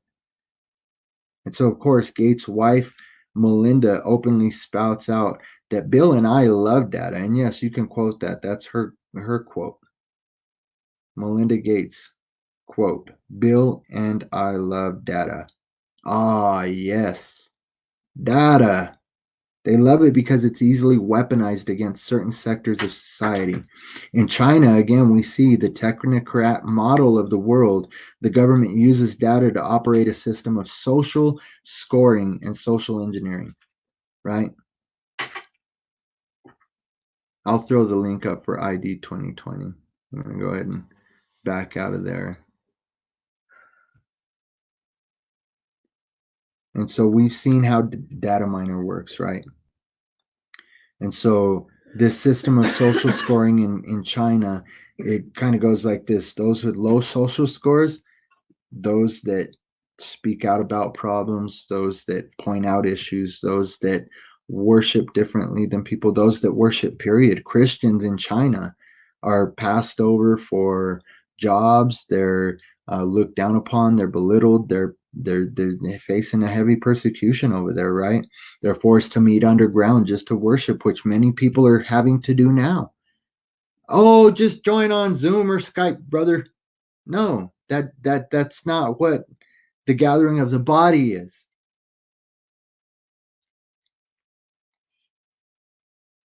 And so again, knowing how these data miners work, they blow up the COVID crisis using these unscientific computer models that forecasted a wildly inaccurate numbers of up to 1 million dead Americans. They were able to get the attention of the American public, right? That was the spell binding right there. That was the spell being cast on you. They get your attention and they get you to cooperate with the advancement of your own enslavement, family, by causing this worry, this anxiety over a false pandemic. Gates said in an interview with Fox News, Fox News' Chris Wallace, it's fair to say things won't go back to truly normal until we have a vaccine that we've gotten out to basically the entire world. Yeah. Here's the trip, family. World leaders are definitely on board with this. Canadian Prime Minister Justin Trudeau came out this week with a statement that sounded eerily similar to that of Gates. He said, we will not be coming back to our former normal situation. We can't do that until we have developed a vaccine, and that could take 12 to 18 months, Trudeau told reporters on Thursday of last week. Zeke Emanuel, the former Obama aide who now advises Joe Biden, who, again, is very heavily involved in this whole political theatrical stage. Realistically, COVID-19 could be here for the next 18 months or more. We will not be able to return to normalcy until we find a vaccine or effective medications. And again, I've got a lot of things regarding the way that the hemoglobin in your blood is affected by hydroxychloroquine or chloroquine, and it's really can be very detrimental to your health. And so even these alternative medicines, these alternative treatments can be very dangerous and can harm a lot of people. And so you can guarantee that people are looking for a savior. And if you put your hope in a man, whether it be Trump or Trudeau or Gates or the dude Sean, whatever, the doctor from the World Health Organization that I shared the clip of him saying that they were going to start removing people from their homes. If you're putting your faith in any man, you're putting your faith in the wrong place. You should put your faith in Christ. Christ is in you. That's what Christ means. Christos in the Greek. That was anointed, the anointed one. And so you have an anointing from the Creator to make a difference in what's going on and how these things are unfolding, how this is playing out. And really, family, if you accept truth, when you wake up to the truth and you come to know the truth and you know that truth that sets you free and you know thyself and you know the power and authority that you have, the son does have the protection of the father. Okay. And so understand that a mother and father is not going to let anybody harm their child. And our mother and father, the creator and of all things, and the dark matter that all things are created from, the ether, they're not going to let this continue. And these, again, that's why we see it playing out on a cosmic stage, on a world stage, and we see it playing out in the hearts of men, in the hearts and minds of men and women across this world. People are shaken. Check it out. It's time to take back that sovereignty, family. It's time to stand up and do what's right. To speak for those that don't have a voice in this. I know a lot of us are scared. A lot of people are scared. A lot of people don't know what to think because of all the disinformation that's out there. But let me tell you this, family. The spirit of the Most High Creator dwells within you. That's what you consist of. That's what sustains you. That breath of life, that energy source is of the Creator. You are a fragment of the Creator. You are a son or daughter of the Most High Creator. And you have the authority, the power, and the anointing of a child of the Most High. And so you can stand on that and you can rest assured that we're here, family. We're here for such a time as this. We're here for this great awakening. We're here for this apocalypse. And it is the apocalypse, family. Don't let anybody steal your apocalypse. The apocalypse is the revelation of all things. And so that's what they're trying to do, is to steal your revelation, to keep you in the dark, to keep you in the dark through fear, shame, embarrassment, and again, the propagated lie that you're alone in all of this. You've never been left. You've never been forsaken. So family, I know that there's probably a ton of other things that I wanted to share. It's 3:06. I actually did come across a video that really puts this whole 3 hours and weeks of research that I've been doing on a daily basis, hours a day of research that I've been doing was really summed up. I didn't even watch the whole video, but I seen a brother, Josh Garcia, posted this video from one, and I've shared this lady's videos before. One Miss Dana Ashley shares a lot of great things on her channel regarding how to guard your family, how to protect your family against EMF radiation, just many other things that are very beneficial to understand in this new age of silent weapons for quiet wars, or quiet weapons for silent wars. And so I think maybe I'll pop that on to close this out. Let me jump over and see how long that video is, because again, I think it just really hammers home in a way and articulates a lot of what we've been what I touched on today, and in a manner that many of you might be able to relate with. I know I'm not the greatest at articulating things. I do my best to use the little bit of knowledge and wisdom that I have to express these things in the most intelligent way that I can. But I know I'm rough. I'm a roughneck. I cuss. I'm not for everybody. And so hopefully, if you've made it to this point in the live, 3 hours in, or if you're just catching the live stream now, maybe this will articulate it in a way that it's easier for you to accept. Because family, I'm not going to shave my beard. I'm not going to cut my hair and put on a 3-piece suit just to try and get people to receive from me. If that's for somebody else, then maybe me sharing this is for you. It's actually 36 minutes So I don't think I'll share the whole thing. I do think that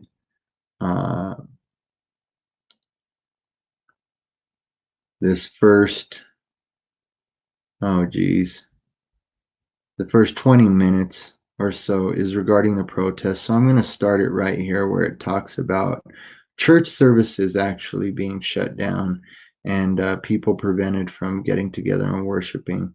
And this here, I believe, is in Greenville, Michigan, or maybe it's in Missouri. I'm not sure. All right, it is Greenville, Michigan, or Greenville, Mississippi. I'm sorry.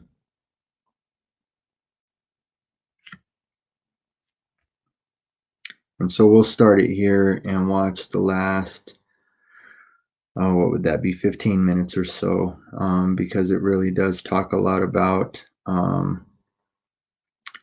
this globalist agenda and the beliefs that are being revealed regarding the satanic ties that a lot of these globalists have. Hey, Jamie, I love you, man. Blessings to you too. Hey, Philip, I appreciate it, man. I love my beard too. I know a lot of people don't, but I love my beard. And so, yeah, I appreciate that, man. Thanks for that. I'm glad that you enjoy my beard. Actually, it's funny. My wife and I went out to eat was it when we went out to eat? I don't remember. Or were we at a We were at a store. We were at a store. We were out shopping, and a gentleman that was, oh no, we were. It was at the Cheesecake Factory. You're right. I took my wife out to dinner at the Cheesecake Factory, and this waiter walked by, and he was like, "Hey, man, respect the beard." And so it's kind of weird that a beard will draw some funny things from looks and derogatory tisks to respect the beard and really love the beard. It's an awesome beard and stuff like that. And so, Philip, I love you, brother. I love you getting in here and jumping in the chat. Philip says, I love your lives, and I love Dana Ashley. Dana is really, I haven't had an opportunity to watch a lot of content from a lot of people. I don't watch a lot of YouTube videos. There's a couple of people that I'll watch. It has more to do with meditation. A lot of the YouTube I watch is really, it's music. I listen to a lot of music daily. Music is important. Music will soothe your soul and move you into places that can help you create a healthy new reality for your life. And so I haven't really been up on a lot of Dana's videos recently. I did share one, I think one of her recent ones in a live a couple of weeks back, or a few, I think it was a couple of weeks back. But again, Dana, I'm giving you attribution. Please don't tag me on any copyright issues. I'm only playing a portion of your video. Again, family, go check out Dana Ashley. Subscribe. I don't know what I just did here. And so her channel is called Dana Ashley. And so go subscribe, hit the bell for notifications, and go through her old content, because there's some awesome, amazing, very telling content on there that can be very, very helpful to us in these times. And so let me get over here. And I will start the video right now, family. Did I not put on screen share? I didn't. I am glad that I jumped over here and checked before I started playing it. All right. Miss Dana Ashley. And it blows my mind, because I've been doing this research for probably 2 weeks now regarding this document that I shared with you today, and just the synchronicities of other people that are seeking truth. God will give you the truth. The Creator will reveal the truth to you, family, and tell you, direct you where to look to find the truth and to reveal these deceptions. And so it's just a great, great confirmation. It makes me explode with excitement, and just again, it makes my body buzz literally with energy when I know that other people are connected with source in the same way that I am, and that we're connected with source and with each other in ways that we're touching on the very same issues, the very same subjects, and the very same document, even down to the documents that reveal these things. And so, family, just enjoy the show. And I'll jump. I might jump in and add in some commentary, but this next 15 minutes, family, enjoy Miss Dana Ashley's take on this article that we just read and shared.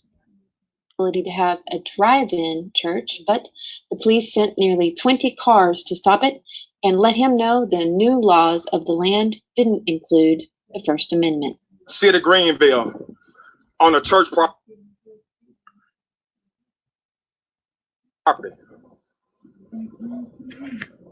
They got more police here than they do on the corner of Nelson Street. I'm a pastor of a local New Testament church. Look at all the police cars. They heard through the grapevine we're having service at 6:30. I'm a good citizen.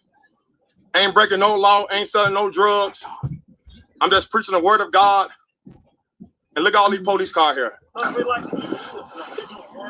Yes, sir. Yes, sir. We're gonna get tickets. Yes, sir. Yes. Give you a formal warning. Yes, sir. And we'll allow if you do have members come, we will allow them to leave before they're cited. Yes, sir. If they decide not to, is when they will be dismissed. Yes, sir. Order from the government. Yeah. Your right. No, our right don't come from authority. It comes from the Bible. So the authority does not. Your rights have been suspended. Right there, they're telling you. That's what the authorities are telling you. That's what law enforcement is telling you. Your rights have been suspended. Have the right over the Constitution. We come to the constitutional law, the First, Second Amendment. Mayor Eric Simmons can't take it away, nor the police officer. They can't. No, they can't. So, y'all, this is happening in Greenville, Mississippi, the poorest part of the United States of America. More killing in Greenville, more drugs on the corner, and look where the police officer at. If y'all would have told me this, that I would experience as a pastor trying to preach the gospel, I wouldn't believe y'all. If y'all don't wake up, America, the police told me our freedom can be revoked. He said he don't care what the Constitution say. He don't care about the First and Second Amendment. I'm talking, when you say you don't care about what the Constitution say, you are violating the law of the land yourself. Police officers messing with the church. What have happened to America? The last thing I want to do is stir up any kind of fear for people about the state of the world, but we need to be willing to look at what's happening in a realistic viewpoint, square in the face, in order to prepare, not just physically, but emotionally and spiritually, especially. Now, the good thing about the power-drunk people who control nations is that they tend to admit their plans openly. One, because they think we're all too dumb and compromised to figure it out. And two, I think because this is actually a spiritual war, ultimately, and they're required to tell us. But regarding their open admittance of their plans, we're going to go ahead and look at that document that was released 10 years ago, 2010, that openly states different scenarios that could feasibly lead to the technologically controlled world that they want to see become reality. They, in this case, are those behind the Rockefeller Foundation, which, by the way, is the same group that seeded not only the United Nations, but as well the World Health Organization. That name sound familiar? Yeah, that same group who is right now responsible for advising governments, the same group who is helping shape the recommendations and rules that you, right now, are being forced to obey. The same group that Trump was apparently listening to when he signed an executive order on Friday, March the 13th, that essentially handed this country over to FEMA on a platter. That's another story. Let's get back to this document. This document is called Scenarios for the Future of Technology and International Development. At the moment, it is available online. If you just put that phrase in along with PDF, you can download it. The stated purpose of the document was to explore the many ways in which technology and development could co-evolve. They claim in order to, quote, address a wide range of developmental challenges from climate change, healthcare, agriculture to housing, transportation, and education. Oh, is that all? As an aside, when you understand that this organization's original founder Rockefeller also benefited most from the big oil monopoly that systematically destroyed not only environments, but as well other forms of healthcare that did not utilize their patented petrol-based pharma products. I do hope you can understand the irony of them now claiming they want to fix the healthcare and climate, but more on that later. The scenarios they present in this document would bring about what they understand to be the very important global, political, and economic alignment that they say will be for the good of us all. Well, let's take a look and see if we, the people, agree with that. The first scenario they explore is called lockstep. You will find this on page 18 of this document. A world of It tighter elaborates down. much further on the scenario that they explore in order to... Let me just go back 2 seconds. So it's a world of tighter top-down government control and more authoritarian leadership with limited innovation and growing citizen pushback. If we, the people, agree with that. The first scenario they explore is called lockstep. You will find this on page 18 of this document. It elaborates much further on the scenario that they explore in order to know what the future might look and feel like, as they say. Now, they describe this scenario in past tense, but do not be deceived. Remember, this was released in 2010. Here are some excerpts. Now, the subtitle to the whole lockstep scenario that they describe says, a world of tighter top-down government control and more authoritarian leadership. How does my compilation back that up so far? With limited innovation and growing citizen pushback. So understand that they know that the citizen pushback is what they will be instigating. They're very well aware of that. Remember, this was written in 2010. It says, the pandemic that the world had been anticipating for years finally hit. Unlike 2009's H1N1, it was extremely virulent and deadly. Even the most pandemic-prepared nations were quickly overwhelmed.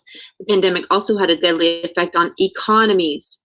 Now remember, why is it having an economic impact? Why? Is it from the virus itself that we now know is on par with the seasonal influenza?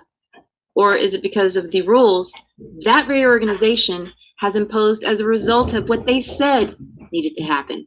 It's a very important point. It says it had a deadly effect on economies. This is what they wanted. International mobility of both people and goods screeched to a halt, debilitating industries like tourism, breaking global supply chains. Food supply chains, anyone perhaps?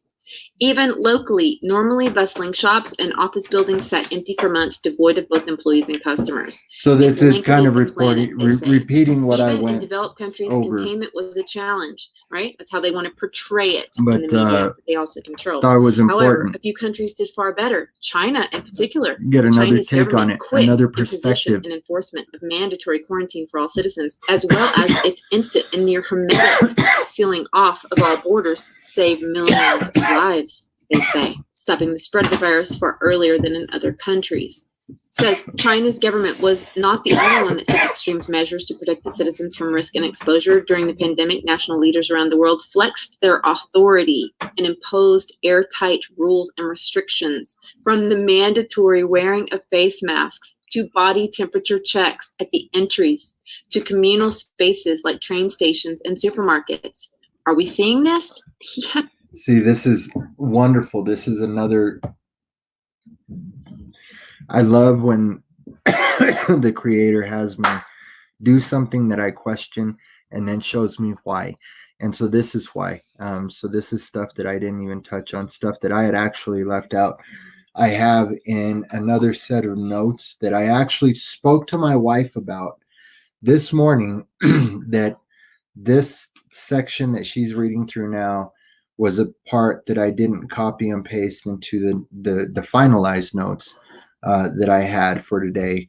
And so the fact that I played this actually reminded me of what I was reminded of this morning, that I didn't do something and I didn't include this. And so now you folks are actually getting a part of what I didn't include in my reading of this scenario document.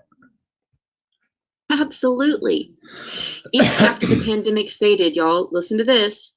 This more authoritarian control and oversight of citizens and their activities stuck and even intensified. Leaders around the world took a firmer grip on power. Again, this is what they want to see happen. At first, the notion of a more controlled world gained wide acceptance and approval. Right here in America, I would agree. Citizens willingly gave up some of their sovereignty and their privacy. Even eager for top-down direction and oversight, and national leaders had more latitude to impose order in the ways they saw fit. In developed countries, this heightened oversight took many forms. Biometric ID for all citizens, for example, and tighter regulation of key industries. Biometric Keep your eye on the food, ID. guys, because that's the one they really want to take down, in my opinion. Tighter regulation of key industries was deemed vital for national interests. Enforced cooperation with a suite of new regulations and agreements slowly but steadily restored both order and, importantly, economic growth. Remember, one of the main proponents of this whole thing that we're seeing speak out is Bill Gates. And what is he saying that we need to do before order and economic growth can come back, before we can go and hang out in groups again? What is he saying that we need to do? To the world at large, normalcy only returns when we've largely vaccinated the entire global population. Do you see this biometric ID for citizens? And what is Bill Gates saying needs to happen in order for us to get that sort of thing? Not that any of us actually want it. It goes on to say, in the developed world, the presence of so many top-down rules and norms greatly inhibited entrepreneurial activity. Scientists and innovators were often told by governments what research lines to pursue. Isn't that interesting? Sounds Do they not want us to pursue the lines of research that would prove their entire narrative was based on lies? Like a lot of the research that I've been sharing regarding exosomes, again from Dr. Cowan, Dr. Andrew Kaufman, and many others, family. I've shared a lot of information regarding the actual science of the way the human physiological system works regarding what we call an immune system. And so look for some of that research on my previous content and look for more to come. There's a lot of it on my Facebook.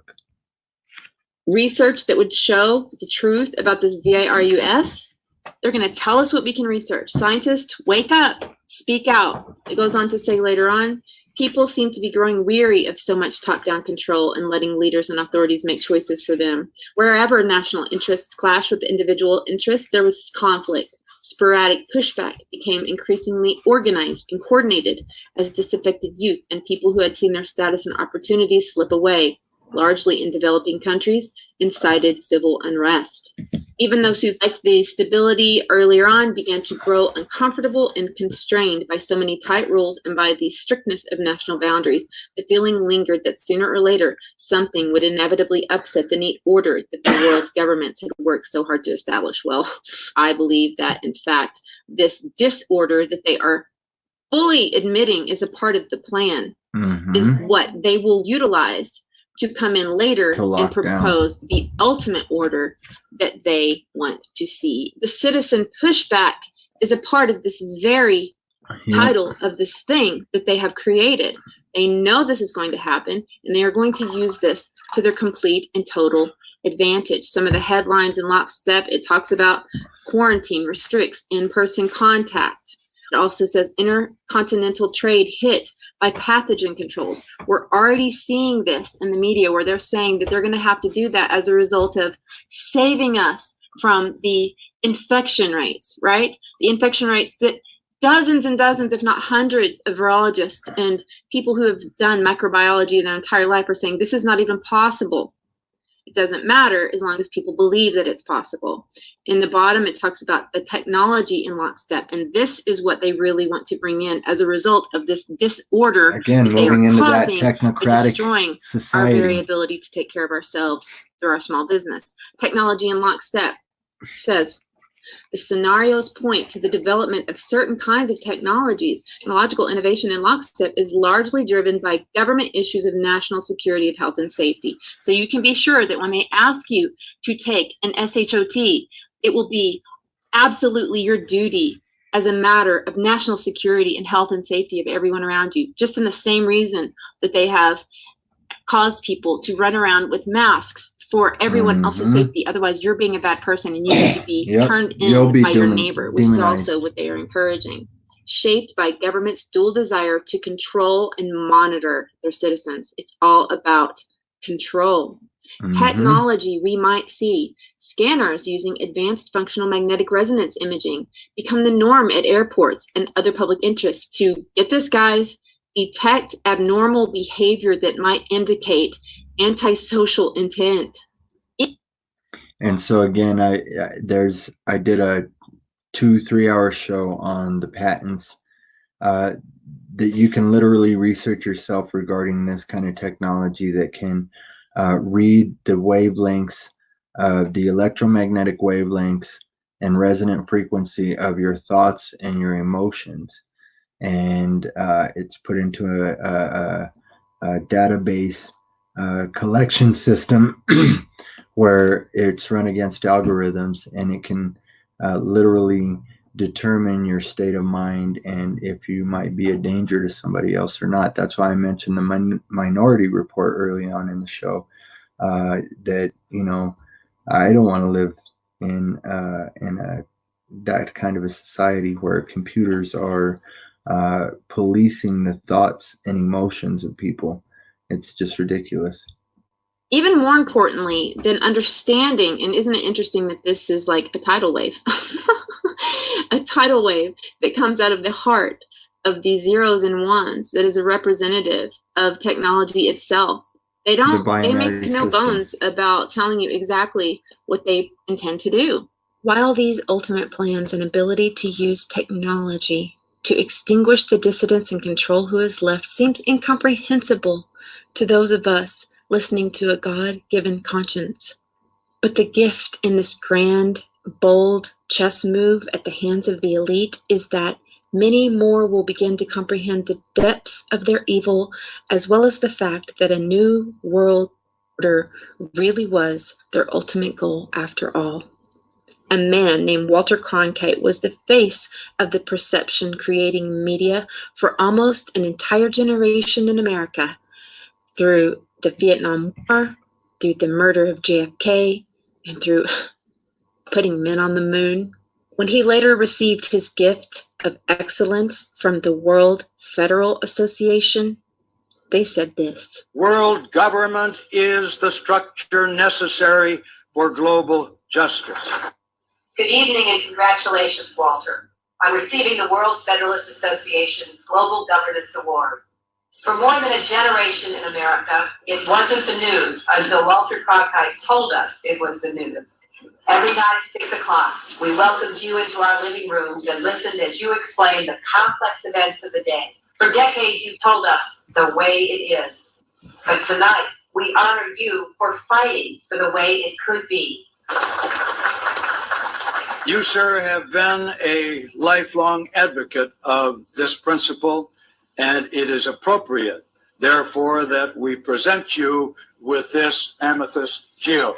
First priority of humankind in this difficult era is to establish an effective system of world law that will assure peace with justice among the peoples of all the world. First, we Americans are going to have to yield up some of our sovereignty. That's going to yield be up to many some of your a bitter sovereignty. pill. It would take a lot of courage, a lot of faith, a lot of persuasion to them to come along with us on this necessity. Pat Robertson has written in a book a few years ago that we should have a world government, but only when the Messiah arrives.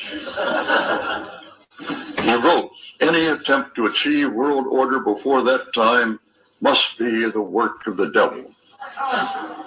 Well, join me. I'm glad to sit here at the right hand of Satan. I'm glad to sit here at the right hand of Satan. These people admit their allegiance because it is required. And It's required because it's called the method of revelation. You can start researching that. It has to do with universal law. If they give you the lie, they have to give you the truth. They give you all of it. So you have a responsibility to discern through these things and to make a determination for yourself what's right and what's wrong. Because we live in that day that the scriptures speak of, that good would be called evil and evil would be called good. And so, family, you have to have a discerning heart, mind, and spirit through all of this. Bill Gates, Microsoft, also admitted theirs when, in the time of all this chaos, they released their promotion of an artist well known to partake in satanic rituals on the day that is known to represent the day Jesus was crucified. God gave us all free will, even to those who are currently misusing it. And it is their God that is seeking to remove your free will from you in the name of peace and safety. But this world is not all there is. There is more, so much more. This place is just a test where you will choose your allegiance. God bless you. I love you. And I'll talk to you soon.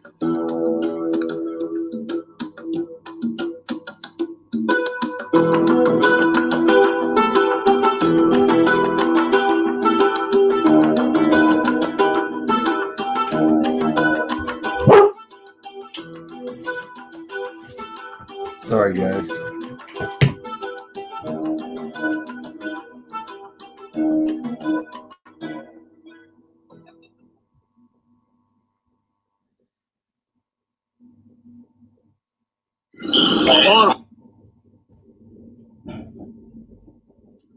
So there you have it.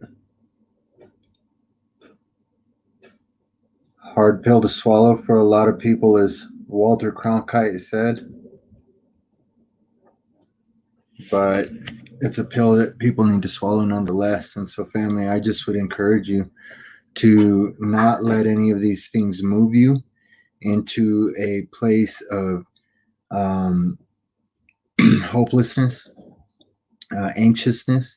Be anxious for nothing, but let all your requests be made known to the Creator of all things with confidence and boldness, right? Enter that throne room of grace boldly, knowing that what you ask for will be fulfilled, as long as you're asking according to the will of the Most High Creator, because that's who's orchestrating all of these things that seem to be intended for nefarious purposes, for evil. The Creator is using them for good in a way that we can't even imagine or fathom. And so, family, part of that good is coming to the realization that you have everything. You're abundantly provided for. You have an abundance. You are abundance, the abundance of the Most High Creator. And that none of these things should move you, even though the foundations of the earth are being shaken right now. And again, that's not just a scriptural metaphor. The foundations of the earth are literally being shaken right now. And there's a lot of things happening. A lot of things happening. You know, mountains are going to be moved. Land masses are going to be shifted. And sadly, I don't know how this is going to be determined or distinguished. But many who choose to stay stuck in that old way, that old paradigm of materialistic temptations and desires. You know, it's called the great and terrible day of the Lord for a reason. It's going to be great for some and terrible for others. And we got to come to terms that all of these things will fade away as we know it. But we can rest in hope knowing that a new heaven and a new earth are being created, something far beyond what our minds could even imagine or think is being prepared right now. As our hearts change, our thought nature changes, and even our physical nature is changing. And so there is a lot to do with staying off of mucus-causing foods, because mucus causes disease. And dis-ease in the heart and mind is the biggest thing that contributes to that disease. And so the combination of the way that we eat and the things that we take in, things that we take into our gates, we got to guard our gates and not allow certain things in here, because there's a lot of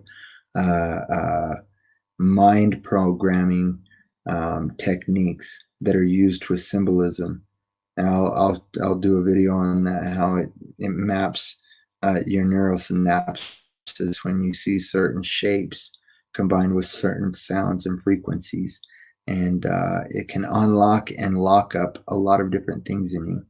And so there is actually a lot of logic and scientific reason behind backing up these truths. And so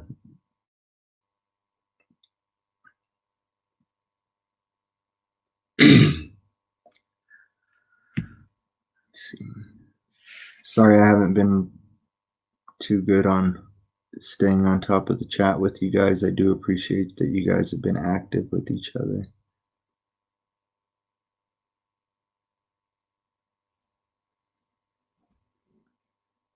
Oh man, this is a good comment, Philip. You are onto something. Some of their tech can be killed with strong magnets.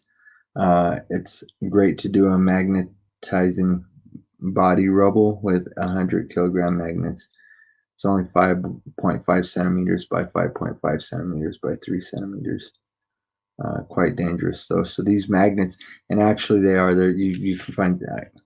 I get the sarcasm. I get the sarcasm, but these magnets are actually pretty small, and you can demagnetize and deactivate a lot of the nanotech that that we've all taken on, family. And a lot of people have suffered from a condition called Morgellons, that there's a large debate whether that's all psychological or physical. And I believe it's physical. There's documented cases, people getting video and stuff. And I know that it either way, it can be proven or disproved via video. You can look at it and say, yeah, it's done this way or it's done that way, and this is how it's manipulated. But when you get into the research of nanotech, bioweaponry, and the way that these things have been implemented to literally take your sovereignty, the essence of the Most High Creator, that is that energy source that sustains you, that's the end game. That's the end game, is to take that sovereignty, to take that power, and to use it as a source of power to continue to have this illusory overlay grid system that keeps these energies of our spirit locked in place. And so again, I want to do this. The next show that I do will be where this is going as far as that type of technology, the electroporation devices that force artificial DNA into your own cells. And I've talked about it, the way that even fear can cause these voltage gated calcium channels to open up on the cell walls and allow toxins in otherwise impermeable cells. And so basically it's making you a genetically modified organism. And again, there's a lot of great information out there and a lot of people that are really syncing up. I've been doing a lot of this research, and a brother, Matt Wyatt, he's actually, I found out, local here in the metro area to me, but these issues with genetic modifications, the tampering of DNA, the way that fragmented DNA is being put in these vaccines, and the way that it is literally for these eugenics programs to genetically alter you. And I did share a video. I'll put the link in. It was Welcome to the Shit Show. It's one of the videos that I had removed and got that strike over. And it has an interview from Anthony Patch from 2014, I believe, that talks about a lot of this technology, the end game, and how the end game for this eugenics programs, or these eugenics programs, is to add a third strand of DNA to make you controllable, to make you like a robot, or to make you like a droid, an android, to make you fully 100% controllable and not even able to think for yourself, family, to be a part of a synthetic hive mind.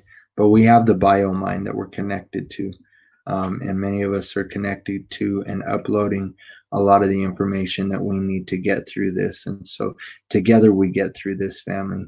I know together with my family, we're going to get through this, and we're going to help many others get through this. And with the help of many others, we're going to get through this. And so we have to continue to connect, family. Again, I gave a shout out to those supporters.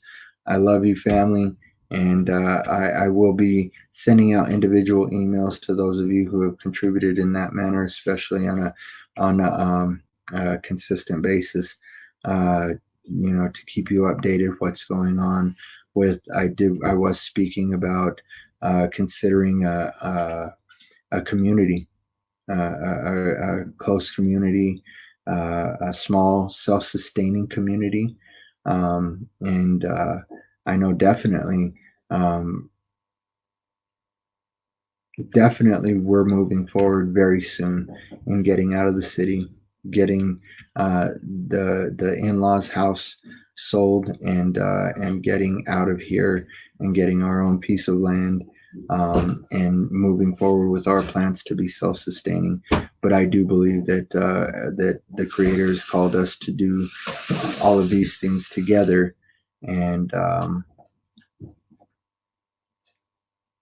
really unite, family. That's what this is about. Being united, being of a like mind, and a like heart, to do unto others as you would desire to have done unto you. And so again, there's a lot of research I've done on this, but this brother's post has 2 extra articles here, and a couple of this isn't the one with the visuals, but I've been collecting these articles regarding this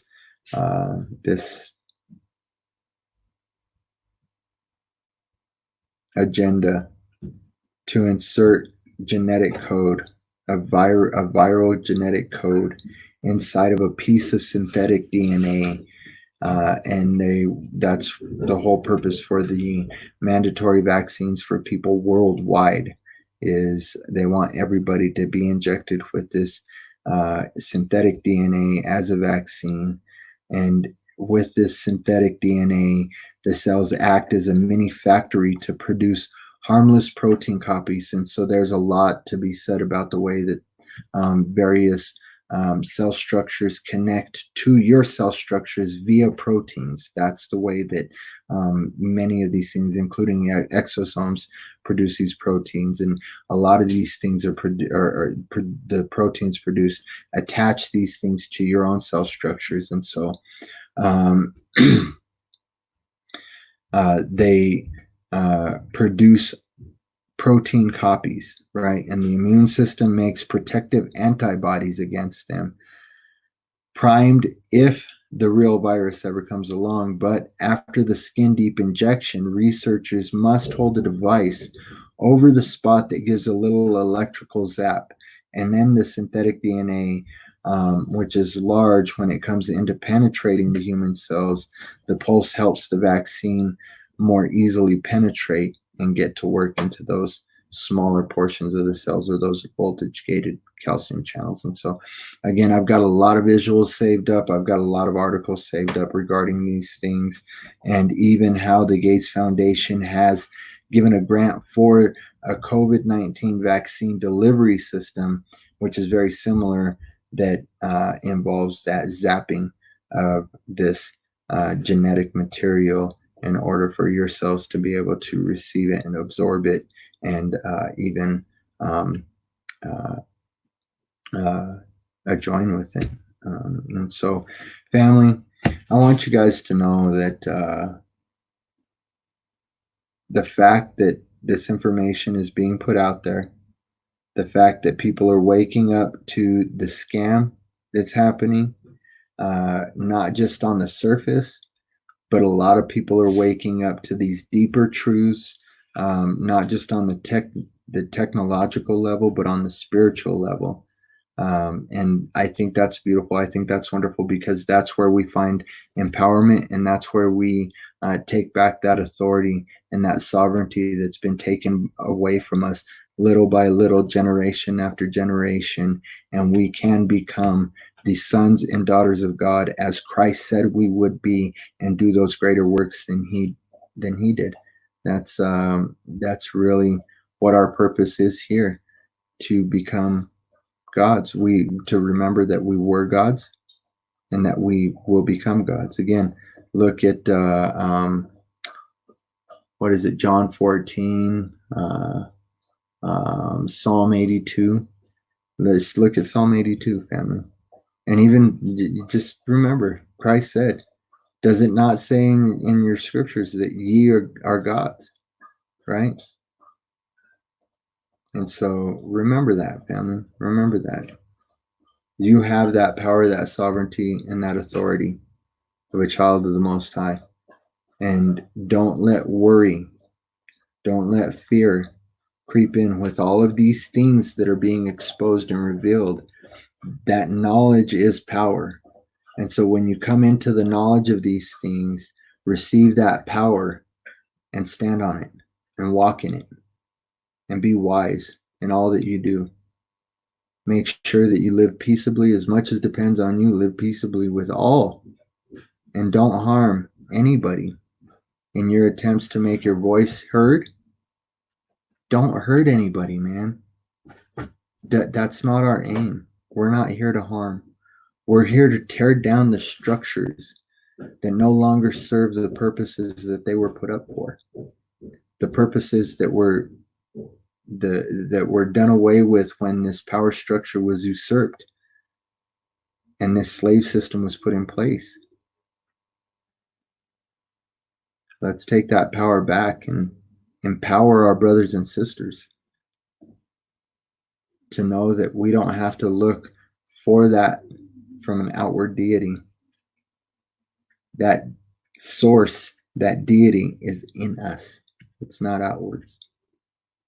And when you come to comprehend this, you'll be made to rule over all of these things, to overstand even the overarching truth. You begin to overstand that. And then you take that seat at the table.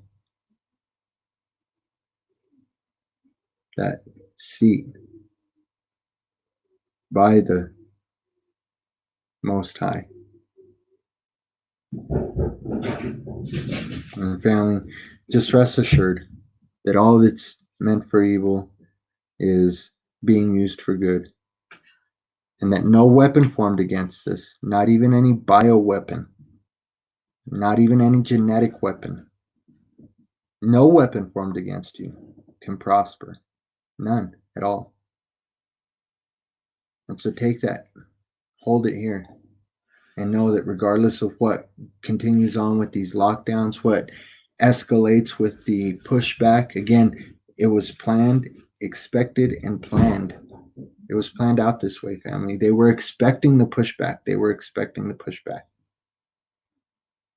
And so as you push back wisely, and know what you're doing, and know that once you start pushing, it says it perfectly in scripture, once your hand is to the plow, if you put your hand to the plow and you look back, you're not fit for the kingdom. Family, you have to put your hand to the plow, and you cannot look back. You cannot quit pushing once you start. I'm not going to quit.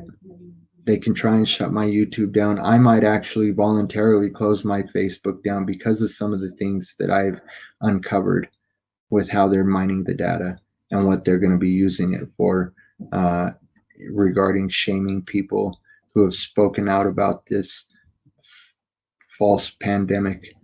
And so, yeah, no doubt, definitely. Philip Bernhardt Schmucky said, turn the other cheek, try it out. It works. Stay calm. I agree. Be angry and do not sin. Don't miss that mark, family. While you're out speaking your voice, speaking your piece, and pushing for the freedoms that have been taken, do it peaceably.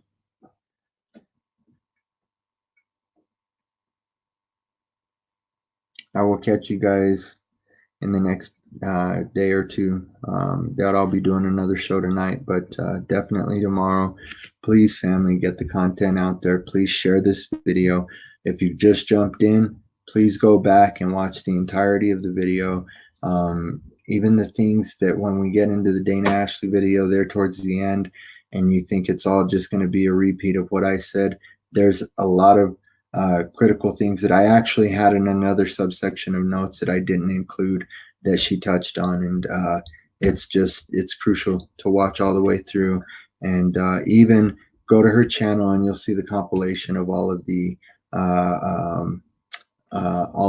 things that are being done, all of the protests and backlash and authoritarianism that's being perpetrated on the masses. And so, family, be aware and be wise. Above all things, be loved.